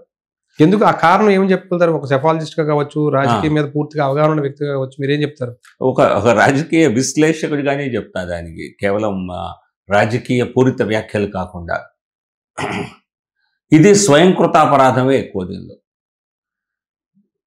ఆ పార్టీ ఏది రాజకీయాల్లో శాశ్వతం కాదు, కానీ అది గమనించకుండా మనం చేశాము, 30 ఏళ్ళు మనమే అధికారంలో ఉంటాము అన్నటువంటి ఒక ఆలోచనలోనే వాళ్ళకు కొంత సెట్ బ్యాక్ కలిగింది. మొదటి నుంచి ఆలోచనలో ఉంది ఆ పార్టీ, ప్రభుత్వం.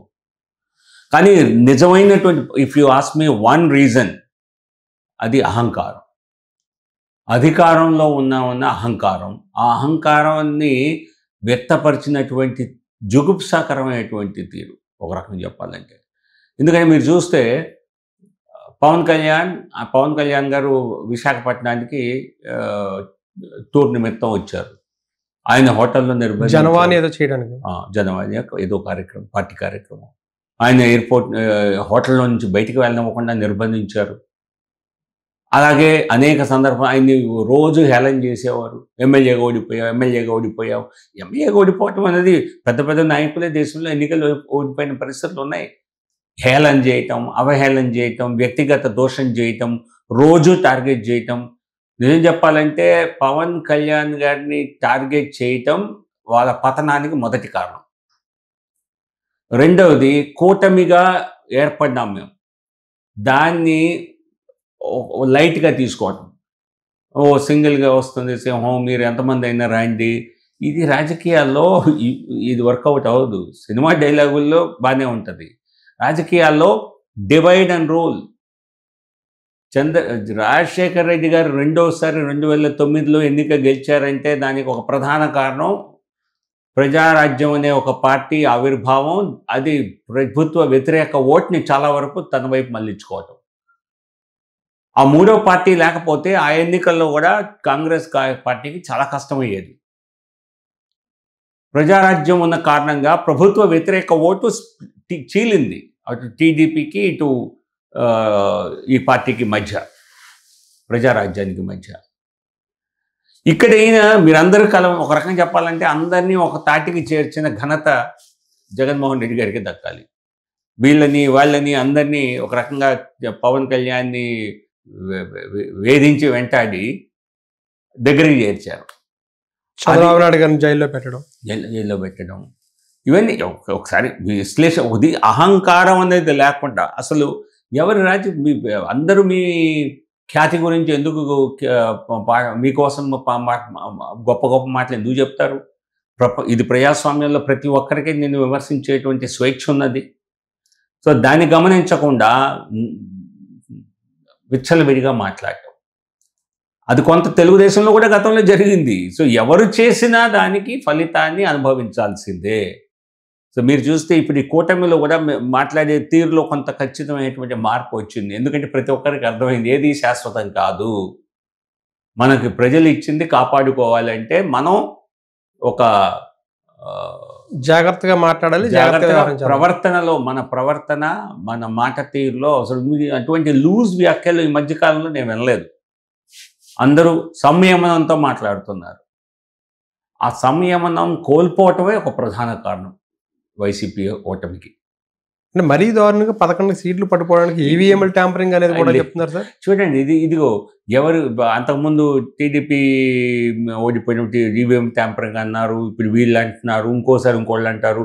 ఇప్పుడు ప్రతి ఓటు, గతంలో నేను కూడా ఈవీఎంస్ గురించి చాలా విశ్లేషణ చేసి పుస్తకం కూడా రాశాను. కాకపోతే అప్పుడు ఈవీఎంలకి పేపర్ ట్రైల్ అనేది లేదు, ఫిజికల్ ప్రూఫ్ లేదు. ఈ రోజున ప్రతి ఒక్క ఓటుకి నువ్వు ఎలక్ట్రానిక్ ఈవీఎంలో ప్రెస్ చేసిన ప్రతి బటన్కి ఒక ప్రింట్అవుట్ వస్తుంది. అది ఓటర్ స్వయంగా చూసి గమనిస్తాడు, యాక్సెప్ట్ చేస్తాడు. ట్యాంపరింగ్ చేసే అవకాశం ఉండదంటారా సార్? చేస్తే పట్టుబడిపోతారు ఈ రోజున. మరి మీరు ఎందుకు అడగలేదు ఎక్కడ ఓడిపోయారో అక్కడ పేపర్ బ్యాలెట్స్ కౌంట్ చేయమని ఎవరైనా డిమాండ్ చేసే అవకాశం ఉంది. ఎవరు చేయాల, ఎందుకంటే అందరికీ తెలుసు వచ్చిన రిజల్ట్ అదే అని. కాకపోతే ఒక షాక్ వాల్యూ ఖచ్చితంగా ఉంది. 151 నుంచి 11కు పట్టడం ఏంటి అని. దానికి మనం చూడాల్సి, ఇది మన సిస్టంలో ఎంత ఓట్ల శాతం అనేది కాదు. ఎవరికి నీకంటే ఒక్క ఓటు ఎక్కువ వచ్చినా కూడా ఒక నియోజకవర్గంలో ఆ అసెంబ్లీ అతనే గెలుస్తాడు. సో మీకు రాష్ట్ర వ్యాప్తంగా 39% వచ్చిన ఓట్లు, 40% ఓట్లు వచ్చినా అది సీట్లలో కన్వర్ట్ అవ్వదు. ఎందుకంటే అక్రాస్ ద స్టేట్ మీ కూటమికి మోర్ దెన్ 50% ఓటు వచ్చింది ప్రతి ఒక్క. అంటే ఎన్నడూ లేని విధంగా కూటమి ప్రభుత్వం జతగట్టిన తర్వాత గతంలో ఎప్పుడూ లేని విధంగా 2019లోనే 151 సీట్లు అంటేనే అందరూ ఆశ్చర్యపోయారు. అలాంటిది ఇప్పుడు 2024 వచ్చే సమయానికి దాదాపుగా 164 సీట్లు కూటమికి, భారీ మెజారిటీలు. ఇది ఒక రకం ఈ మధ్య వ్యాఖ్య చేయడం జరిగింది. ఒకప్పుడు తమిళనాడులో ఇటువంటి ఎలక్షన్ రిజల్ట్స్ చూసేవాళ్ళం. విన్నింగ్ పార్టీ టేక్స్ ఆల్, అన్ని సీట్లు గెలిచేది. 2%, 3% ఓట్ల తేడా ఉన్నప్పటికీ కూడా అన్ని సీట్లు గెలుచుకునేవాళ్ళు. ఆ ధోరణి ఇప్పుడు ఆంధ్రప్రదేశ్లో కనిపిస్తోంది.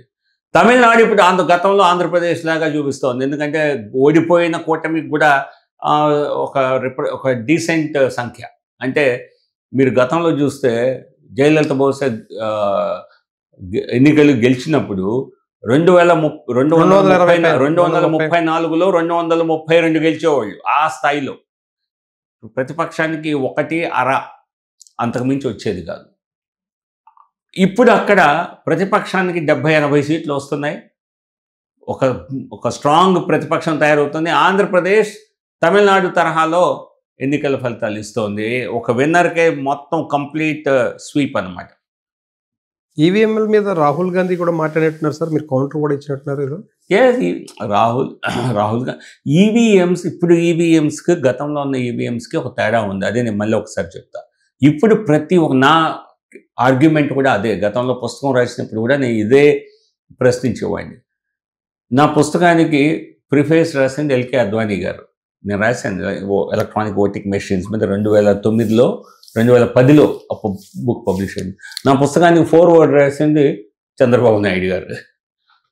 ఓకే, ఆ సందర్భంలో ఏమని రాశారు సార్? అంటే ఈవీఎం ట్యాంపరింగ్ చేసే అవకాశం ఉంటుందని రాశారా?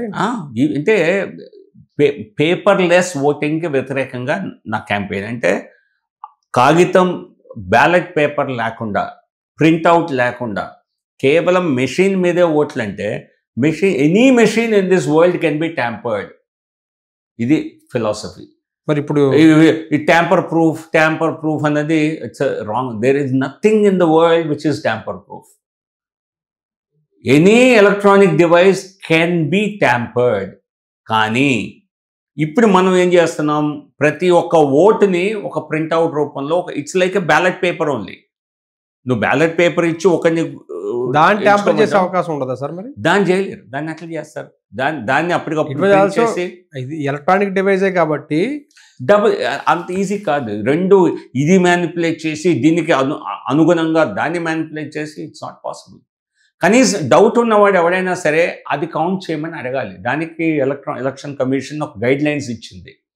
మీరు 100% ఆ పేపర్ ప్రింట్అవుట్స్కి నాకు కౌంటింగ్ కావాలి అంటే దానికి ఇంత పీరియడ్ లోపల మీరు దానికి నోటీస్ ఇవ్వాలి, ఇంత డిపాజిట్ చేయాలి ముందుగానే నిబంధన పెట్టింది. ఎవరైనా దానికి అప్లై చేయొచ్చు. ఎలక్షన్ కమిషన్ ఈ రెండింటిని మ్యాచ్ చేస్తూ ర్యాండమ్గా మ్యాచ్ చేస్తోంది. ఒక సెలెక్ట్ పర్సంటేజ్ ఆఫ్ పోలింగ్ స్టేషన్స్లో ఈ ఈవీఎం కౌంట్ని, ఫిజికల్ కౌంట్ని 100% మ్యాచ్ అవుతున్నాయి. సో కాబట్టి దాని ఆధారంగా నేను చెప్తున్నాను, ఈ ఎలక్షన్ని ట్యాంపర్ చేసే అవకాశం లేదు. ఎవరికైనా అనుమానం ఉంటే దాన్ని కౌంటింగ్కి వెళ్ళండి. అంతేగాని కేవలం మాకు తక్కువ సీట్లు వచ్చాయి కాబట్టి ఇది ఖచ్చితంగా ట్యాంపరింగ్ అయి ఉంటుంది అన్నది ఇది మన కార్యకర్తల్ని మనం నమ్మించేటువంటి ఒక ప్రయత్నం. గడిచిన 5 ఏళ్ల వైఎస్ జగన్మోహన్ రెడ్డి వైఎస్ఆర్సీపీ ప్రభుత్వ పాలన ఎలా ఉంది? ఇప్పుడు మీ కూటమి ప్రభుత్వం చంద్రబాబు నాయుడు గారు ముఖ్యమంత్రిగా పాలన ఎలా ఉంది? What is the difference between last 5 years and this 1 year? మొదటి 5 సంవత్సరాలు ప్రధానమైనటువంటి కొట్టొచ్చినట్టు కనిపించేటువంటి ఒక వ్యత్యాసం ఏంటంటే ఆ సమయంలో కొంత కక్షపూరిత రాజకీయాలు ఎక్కువగా కనిపించాయి. ప్రతిపక్షాన్ని వేధించారని. సో ఆ తరహా రాజకీయాలు మధ్యలో వినిపిస్తాయి. ఇక్కడ కూడా నేను లేవని అసలు చెప్పను, కానీ గతంతో పోలిస్తే చాలా మార్పు వచ్చింది. నంబర్ 1. నంబర్ 2, ఆ ప్రభుత్వంలో ప్రజాప్రతినిధులు నేను అబ్జర్వ్ చేసింది, ప్రజల్ని ఎంత మాట్లాడుతున్నారు, ప్రజాప్రతినిధులకు పెద్దగా విలువ లేదు. అది highly centralised form of governance. అది ఇక్కడ there is a voice for everybody in this government. మంత్రులకి లేదా పార్టీలకి, ప్రజాప్రతినిధులకి, ఎంపీలకి.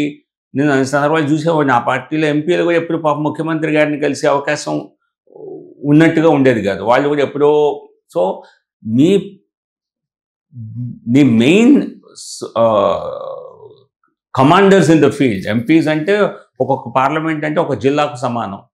సో కమాండర్స్కే లీడర్షిప్తో అసలు ఎటువంటి కనెక్టివిటీ లేకపోతే, అందుకే కదా కూటమిలో పోటీ చేసిన వాళ్ళు చాలామంది మాజీ ఎంపీలే వచ్చి సరైన సమయంలో వచ్చి ఇక్కడ పోటీ చేసి ఎంపీలు అయిపోయారు. అవునా కదా? సో కాబట్టి గత 1.5 yearలో ఒక స్వేచ్ఛా వాతావరణం ఉంది. కక్షపూరిత రాజకీయాలు గతంలో మాదిరిగా ఖచ్చితంగా లేవు. అండ్ అభివృద్ధి పైన కూడా కొంచెం ఎక్కువ ఖచ్చితంగా. గత 5 ఏళ్లలో మనం ఎంతసేపు ఇవే సంక్షేమం పథకం, బెనిఫిషియరీస్కి డబ్బు పంపించటం, ఇదే అప్పు, ఇవే 4-5 మీరు కనుక న్యూస్ పేపర్స్ ఏదో ఎతికినా కూడా మీకు అవే కనిపిస్తాయి.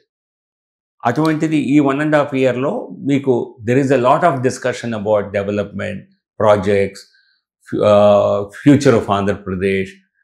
దీని మీద ఫోకస్ ఖచ్చితంగా గతంలో 5 ఏళ్లతో పోలిస్తే పెరిగింది. ఇప్పుడు 2 విషయాలు నేను మీకు ఇందులో గుర్తు చేస్తాను సార్. ఒకటి, ఇక్కడ రాష్ట్రంలో రెడ్ బుక్ రాజ్యాంగం నడుస్తుంది. ఏదైతే లోకేష్ గతంలో చెప్పినట్టుగా ఇప్పుడు వేధింపులు అనేది వైఎస్ఆర్సీ మీద ఎక్కువయ్యాయి, ప్రతి నాయకుడిని వేధిస్తున్నారు అనేది. అందులో భాగంగానే లిక్కర్ కేసుని తెర మీకు తీసుకొచ్చి లేని లిక్కర్ కేసుని లిక్కర్ స్కామ్ అని చెప్తున్నారు అనేది వైఎస్ఆర్సీ వాదన. అందులో భాగంగానే అరెస్టులు జరిగాయని చెప్తున్నారు. మీరేం చెప్తారు సార్? లేని స్కామ్ అని ఎట్లా చెప్తారు? ఇక్కడ ఇవన్నీ కూడా ఏ అరెస్టులు జరిగినా, కోర్టులలో బెయిల్కి వెళ్ళినా, సో వాస్తవ ప్రిలిమినరీ ఆధారాలు లేకుండా కూడా ఎటువంటి అరెస్టులు కోర్టులో చెల్లుబాటు కావు. సో కాబట్టి ప్రిలిమినరీ ఆధారాలు, బలమైన ఆధారాలు ఉండబట్టే అరెస్టులు జరిగాయి అన్నది మన మీడియాలో వచ్చిన వార్తలతో స్పష్టంగా అర్థమవుతోంది. రెడ్ బుక్ రాజ్యాంగం నడవట్లేదు సార్ ఏపీలో? నేను చెప్పాను కదా, గతంతో పోలిస్తే చాలా తక్కువ. రెడ్ బుక్ రాజ్యాంగం ఆయన ఈ మధ్య దాన్ని లోకేష్ గారే చెప్పడం జరిగింది. అదేమీ యాజ్ ఇట్ ఈజ్గా అమలు చేస్తున్నట్టుగా ఎక్కడ లేదు. ఇవన్నీ రెడ్ బుక్ రాజ్యాంగం, రెడ్డి రాజ్యాంగం, ఇవన్నీ కూడా పొలిటికల్ టెర్మినాలజీస్, అంతకుమించి మరొకటి కాదు. గత 1.5 yearలో చంద్రబాబు నాయుడు గారి పాలనలో పాలన అన్నది మరి రాజ్యాంగానికి అనుగుణంగా జరుగుతుంది తప్పితే అడ్డగోలుగా జరుగుతున్న సందర్భాలు అడపదడప ఏమైనా ఉండొచ్చేమో, కానీ by and large it's a very fair, friendly, progressive government అది స్పష్టంగా చెప్పచ్చు. అంతకుముందు మేము కూడా పూర్తి ఆధారాలతోటనే చంద్రబాబు నాయుడు అరెస్ట్ చేసాము అని వైఎస్ఆర్సీపీ చెప్తుంది. పూర్తి ఆధారాలు ఉన్నాయి, అక్రమాలు జరిగాయి దానికి 3 ఇష్యూల్లో కూడా కేసులు నమోదు చేయడం జరిగింది సార్. లిక్కర్ కేసు కావచ్చు, లేదంటే కనుక ఫైబర్ నెట్ కేసు కావచ్చు, ఆ విధంగా. అది ఇటువంటివి చేయదలుచుకుంటే 2020లోనే చేసేవారు కదా. 2023లో ఇది చేశారంటే ఇది రాజకీయ ప్రేరిత అరెస్టు అన్నది ప్రజల్లో బలంగా వెళ్ళినటువంటి అంశం. ఇక చేసిన ఆరోపణలకి ఆధారాలు చూపించుకోవాల్సింది అప్పుడు ప్రభుత్వంలోని బాధ్యత. ఈవెన్చువల్గా ఆయన కోర్టు నుంచి బెయిల్ రావడం జరిగింది. సో కాబట్టి ఈ లిక్కర్ విషయం సామాన్య ప్రజలు చూసింది. మీరు చెప్పింది ఫైబర్ నెట్, ఇంకేదో చెప్పే స్కామ్స్ అన్నవి, సో కాల్డ్ స్కామ్స్, అవి ఎక్కడ ప్రజల్లోకి తెలిసినటువంటి అంశం కాదు. లిక్కర్ అన్నది సామాన్య ప్రజలందరూ కూడా, లిక్కర్ కానివ్వండి, ఇసుక కానివ్వండి, ఇట్లాంటివి ప్రజలతో ముడిపడినటువంటి అంశాలు. సో కాబట్టి ఇక్కడ ఖచ్చితంగా స్కామ్ జరిగింది గతంలో అన్నది ప్రజల్లోనే ఈరోజు ఉన్నటువంటి ఒక ఆలోచన లిక్కర్ స్కామ్ పై. మరి దానివల్ల ఎంత వ్యతిరేకత ఇంకా పెరుగుతుంది అన్నది, దానికి ఆల్రెడీ వారిని పనిష్ చేశారా, ఇంకా ఎక్కువగా చేస్తారా, అవి భవిష్యత్తులో నిర్ణయించేటువంటి అంశాలు. కానీ లిక్కర్ స్కామ్ జరిగింది అన్నది ప్రజలు కూడా నమ్ముతున్నటువంటి అంశం. ఆంధ్రప్రదేశ్ రాష్ట్ర అభివృద్ధితో ముడిపడిన 3 అంశాలని ప్రస్తావిస్తాను సార్ చివరిగా. ఒకటి పోలవరం. పోలవరాన్ని ఏటీఎంగా వాడుకున్నారు చంద్రబాబు నాయుడు అనేది మీరు 2018 ముందు, ఎన్నికల 19 ముందు మీరు విమర్శించారు. ప్రధానమంత్రి మోదీ గారు కూడా విమర్శించారు చంద్రబాబు నాయుడు ఏటీఎంలో వాడుకున్నారని. ఇప్పుడు పోలవరాన్ని మళ్ళీ ఆయనే టేకప్ చేసి ఈ రాష్ట్ర ప్రభుత్వమే చేస్తుంది. పోలవరం పూర్తవుతుందా, పూర్తి అవ్వదా? ఆంధ్రప్రదేశ్ రాష్ట్రానికి మేలు జరుగుతుందా, మేలు జరగదా? ఖచ్చితంగా పోలవరాన్ని పూర్తి చేయాలనేటువంటి సంకల్పంతో కేంద్ర రాష్ట్ర ప్రభుత్వాలు రెండూ ఉన్నాయి. ఎందుకంటే ఇది నేషనల్ ప్రాజెక్ట్. దీనికి విస్తృత స్థాయిలో నిధుల్ని కూడా గత సంవత్సర కాలంలో 1.5 yearలో సమకూర్చడం జరిగింది. సో సమయానుకూలం, ఆలస్యమైన మాట వాస్తవమే, కానీ దీన్ని వచ్చే 1-2 సంవత్సర కాలంలో ఖచ్చితంగా పూర్తి చేసి దీని ద్వారా పూర్తి స్థాయి సామర్థ్యం ఇచ్చేలాగా ప్రభుత్వం ఆలోచన చేస్తోంది. సో పాజిటివ్గానే కేంద్ర ప్రభుత్వం పూర్తి సహకారం ఇవ్వాలనేటువంటి సంకల్పంతో ఉన్నది. సో ఇక ఎలాగూ రాష్ట్ర ప్రభుత్వం అమలు చేయటంలో తన చిత్తశుద్ధి ఎలాగో చూపించింది కనుక త్వరలో అవుతుందనే ఆశిద్దాం. రెండోది సార్, రాష్ట్ర రాజధాని అమరావతికి 30-40 ఎకరాలు ఉంటే కనుక అది చిన్న మున్సిపాలిటీ అవుతుంది, దాన్ని ఇంకా భూసేకరణ చేయాల్సి ఉంటుంది అనేది ఇటీవలే చంద్రబాబు నాయుడు గారు చెప్పారు. సో ఇంకో 30-40 ఎకరాలు ఏదో భూసేకరణ చేయబోతున్నారని చెప్తున్నారు. అసలు ఇప్పటికీ ఒక స్ట్రక్చర్ లేదు అమరావతికి. ఏడాది అయిపోయింది ఇప్పటికే. ఇప్పుడు ఇంకా టెండర్లు పిలవడం జరిగింది. ఏదైతే గతంలో మిగిలిపోయిన పనులు ఉన్నాయో, ఐఏఎస్ క్వార్టర్స్ కావచ్చు, లేదంటే కనుక సిఆర్డీ భవనం అయితే దాదాపుగా పూర్తిగా వచ్చిందని చెప్తున్నారు. అమరావతికి సంబంధించినంత వరకు కేంద్రం పూర్తి సహకారం అందిస్తున్నా ఎందుకు ఇక్కడ ఇంకా పనులు మొదలు పెట్టలేదు అంటే ఏం చెప్తారు సార్? ఇంకా 1.5 సంవత్సరాల పాలన అయిపోయింది, ఇంకా 3.5 ఏళ్ళు ఉంటుంది. చూడండి, ఖచ్చితంగా ఇటువంటి పెద్ద స్థాయి ప్రాజెక్టుల అమల్లో సమయం పడుతుంది.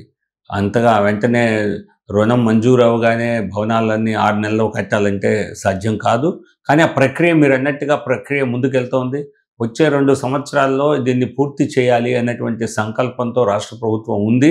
సో కాబట్టి నేనైతే ఈ ప్రభుత్వ ఈ పర్యాయం 5 ఏళ్లలో వెల్ ఇన్ టైం అమరావతి పూర్తి స్థాయి నిర్మాణం జరుగుతుందని నేనైతే నమ్ముతున్నాను.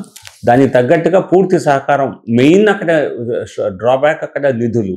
ఆ నిధుల్ని కేంద్రం సమకూర్చిన సందర్భంలో, అలాగే కేంద్ర ప్రభుత్వ సంస్థలు, అనేక సంస్థలకు ఎవరికైతే భూములు ఇచ్చారో వారందరూ కూడా ఇక్కడ సంకల్పంతో ప్రభుత్వం వారి కార్యాలయాలు నిర్మించేందుకు సిద్ధమయ్యారు. కనుక ఈ 2 ఏళ్ల సమయంలో ఖచ్చితంగా మంచి పురోగతి ఉంటుంది అన్నది నమ్మకం. సరే, చివరిగా విశాఖ స్టీల్ ప్లాంట్ కార్మికుల ఆందోళనకు మీరు కూడా 2019 ముందు 24 ముందు మీరు కూడా స్వయంగా వెళ్ళి మద్దతు పలకడం జరిగింది. ఇవాళ చూస్తే దాదాపుగా ఒక 5,000 మంది కార్మికులు తాత్కాలిక ఉద్యోగం తొలగించారని చెప్తున్నారు. ఏడాది కాలంగా మా మీద ఈ కూటమి ప్రభుత్వం ఉక్కుపాదం మోపుతుంది, మా మీద అక్రమ కేసులు బనాయిస్తుందని చెప్పి కార్మికులు ఆందోళన వ్యక్తం చేస్తున్నారు. దీంతోపాటు మొన్న 30 విభాగాలను వీటిని ప్రైవేటీకరణ చేయడానికి ఒక జీవో కూడా ఇవ్వడం జరిగింది. ప్రైవేటీకరణ ఆగిందా, ఆగలేదా? ఖచ్చితంగా ఆగింది. కాబట్టే ఎటువంటి నిర్ణయం జరగలేదు. కనీసం ప్రపోజల్స్ని కూడా కాల్ ఫర్ చేయలేదు. ఫస్ట్ స్టెప్ కేంద్రంలో కేంద్ర క్యాబినెట్ నిర్ణయం తర్వాత, CCEA cabinet committee on economic affairs తర్వాత తీసుకోవాల్సిన నెక్స్ట్ స్టెప్ ఏంటంటే ప్రపోజల్స్ని కాల్ ఫర్ చేయటం. ఆ కాల్ ఫర్ ప్రపోజల్స్ని ఇంతవరకు చేయలేదు. సో కాబట్టి ప్రైవేటీకరణ పూర్తిగా ఆగింది.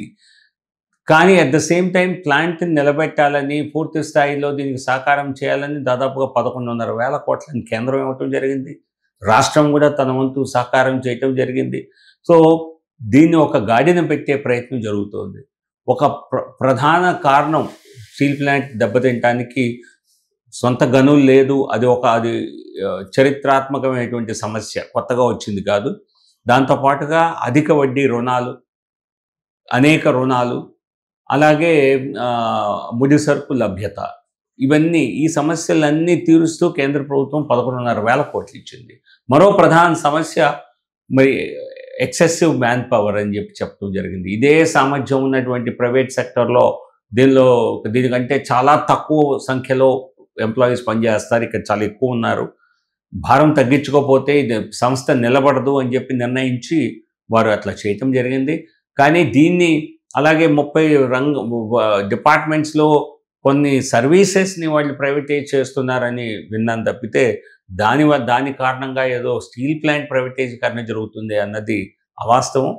అది ఖచ్చితంగా దానిపైన పాజ్ బ్రేక్ ఎప్పుడో వేయటం జరిగింది. నేను 2 సంవత్సరాల క్రితమే ఈ విషయాన్ని పబ్లిక్గా చెప్పడం జరిగింది.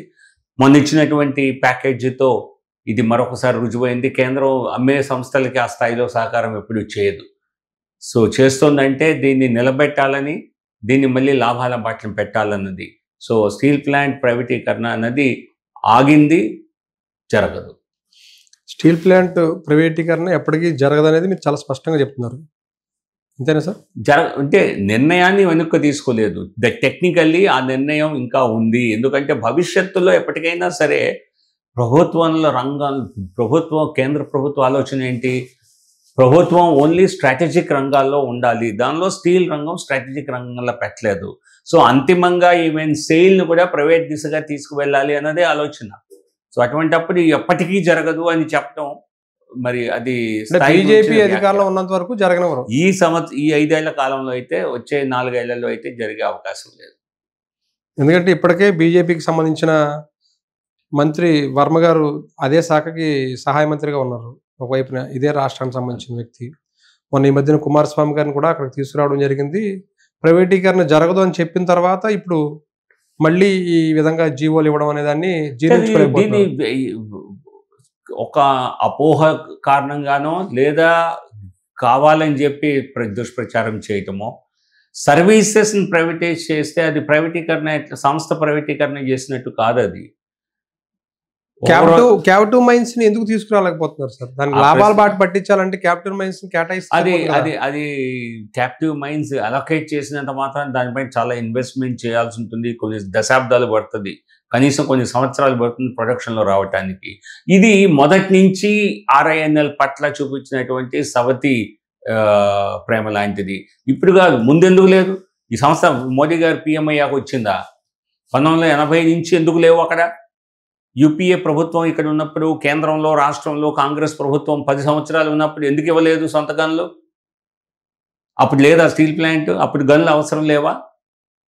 సో గతంలో 30 సంవత్సరాలు ఇగ్నోర్ చేసి నెగ్లెక్ట్ చేసిన కారణంగా ఇప్పటికీ సంస్థపై ఆ భారం పడుతున్న మాట వాస్తవం. కానీ అది ఒక కారణం మాత్రమే. సొంత గనులు లేకపోవటం అనేది ఒక కారణం మాత్రమే. ఇంకా అనేక కారణాలు ఉన్నాయి. వాటన్నిటిని కూడా పరిష్కరించే దిశగా కేంద్రం వెళ్తోంది అంటే ఖచ్చితంగా ఈ ప్లాంట్ని కాపాడాలన్న ఉద్దేశం తప్పితే మరొకటి కాదు. ఇంకో కీలకమైన విషయం సార్, విశాఖపట్నం మీద ఫోకస్ చేశారు మీరు గతంలోనూ. ఆ సమయంలో మెట్రో రైలు విశాఖ తీసుకురావడానికి చాలా ప్రయత్నం చేశారు. ఇప్పుడు అవుతుందా సార్ అది మెట్రో విశాఖకు వస్తుందా? అది రాష్ట్ర ప్రభుత్వం, మెట్రో రైల్ అన్నది రాష్ట్ర ప్రభుత్వం పరిధిలోని అంశం. ఈ మధ్య రాష్ట్ర ప్రభుత్వం దీనిపైన గతంలోనే ప్రాజెక్ట్ సబ్మిట్ చేసినప్పుడు దాన్ని మరి 2018లో చేసినటువంటి మార్పులు, గైడ్ లైన్స్ మార్పుల ఆధారంగా రీసబ్మిట్ చేయమని అడిగితే అప్పుడు చేయలేదు. సో ఈ ప్రభుత్వం వచ్చాక, మళ్ళీ కూటమి ప్రభుత్వం వచ్చాక ఆ దిశగా ప్రయత్నాలు చేయటం జరుగుతోంది. ఖచ్చితంగా అది అవుతుంది అని ఆశిద్దాం. ఎందుకంటే విశాఖ దినదినాభివృద్ధి చెందేటువంటి మహానగరం. ఖచ్చితంగా కొత్త ఎయిర్పోర్ట్, భోగాపురం ఎయిర్పోర్ట్ వచ్చిన తర్వాత ఇక్కడి నుంచి కొత్త నేషనల్ హైవే నిర్మాణం కూడా జరగబోతోంది. దాంతోపాటుగా మెట్రో కూడా అందుబాటులోకి వస్తే సామాన్య ప్రజలకి అలాగే బిజినెస్ అభివృద్ధికి కూడా అది గొప్ప అవకాశం అవుతుంది. సో మెట్రో విశాఖ నగరానికి ఖచ్చితంగా రానున్న రోజుల్లో కేంద్రం పూర్తి సహకారం అందిస్తూ దాన్ని కార్యరూపం దాల్చేలా చేస్తుంది. బీజేపీ అధికార ప్రతినిధిగా పనిచేశారు, రాజ్యసభ సభ్యుడిగా పనిచేశారు. ఇప్పుడు ఎలా ఉండబోతుంది సార్ భవిష్యత్తు? మీ రాజకీయ అడుగులు ఎలా ఉండబోతున్నాయి? బీజేపీ మీకు ఏ అవకాశం ఇవ్వబోతుంది అంటే ఏ అడుగు మనం వేసే అడుగులు ఏమీ ఉండవు. సో ప్రస్తుతం రాజకీయ కార్యకర్తగా మాత్రమే పనిచేస్తున్నాను. సో ఖచ్చితంగా పార్టీ భవిష్యత్తులో ఎటువంటి బాధ్యతలు ఇస్తే చేస్తాను, లేకపోతే ఒరిజినల్ ప్రొఫెషనల్ పోల్స్టర్గా, సెఫాలజిస్ట్గా, స్ట్రాటజిస్ట్గా అనేక సలహా సంప్రదింపులు చేసే కెపాసిటీ నాకు పార్టీకి ఉంది. సో ఆల్రెడీ నేను బీహార్ ఎన్నికల్లో పార్టీ అనుసరించాల్సిన విధానాలపై ఆల్రెడీ నేను దానిపై దృష్టి పెట్టడం జరిగింది. పార్టీ పెద్దలతో కూడా మాట్లాడటం జరిగింది. సో పదవి ఉంటే పదవికి అనుగుణంగా పనిచేయటం, లేదంటే పార్టీని ముందుకు తీసుకెళ్లే విధంగా నాకున్నటువంటి ప్రొఫెషనల్ స్కిల్స్ని, బ్యాక్గ్రౌండ్ని పార్టీకి ఉపయోగించేలా చేయటం, అదే కార్యాచరణ. Sir thank you very much sir. మాకు చాలా విలువైన టైం ఇచ్చారు. Thank you very much sir. Thank you. నమస్కారం.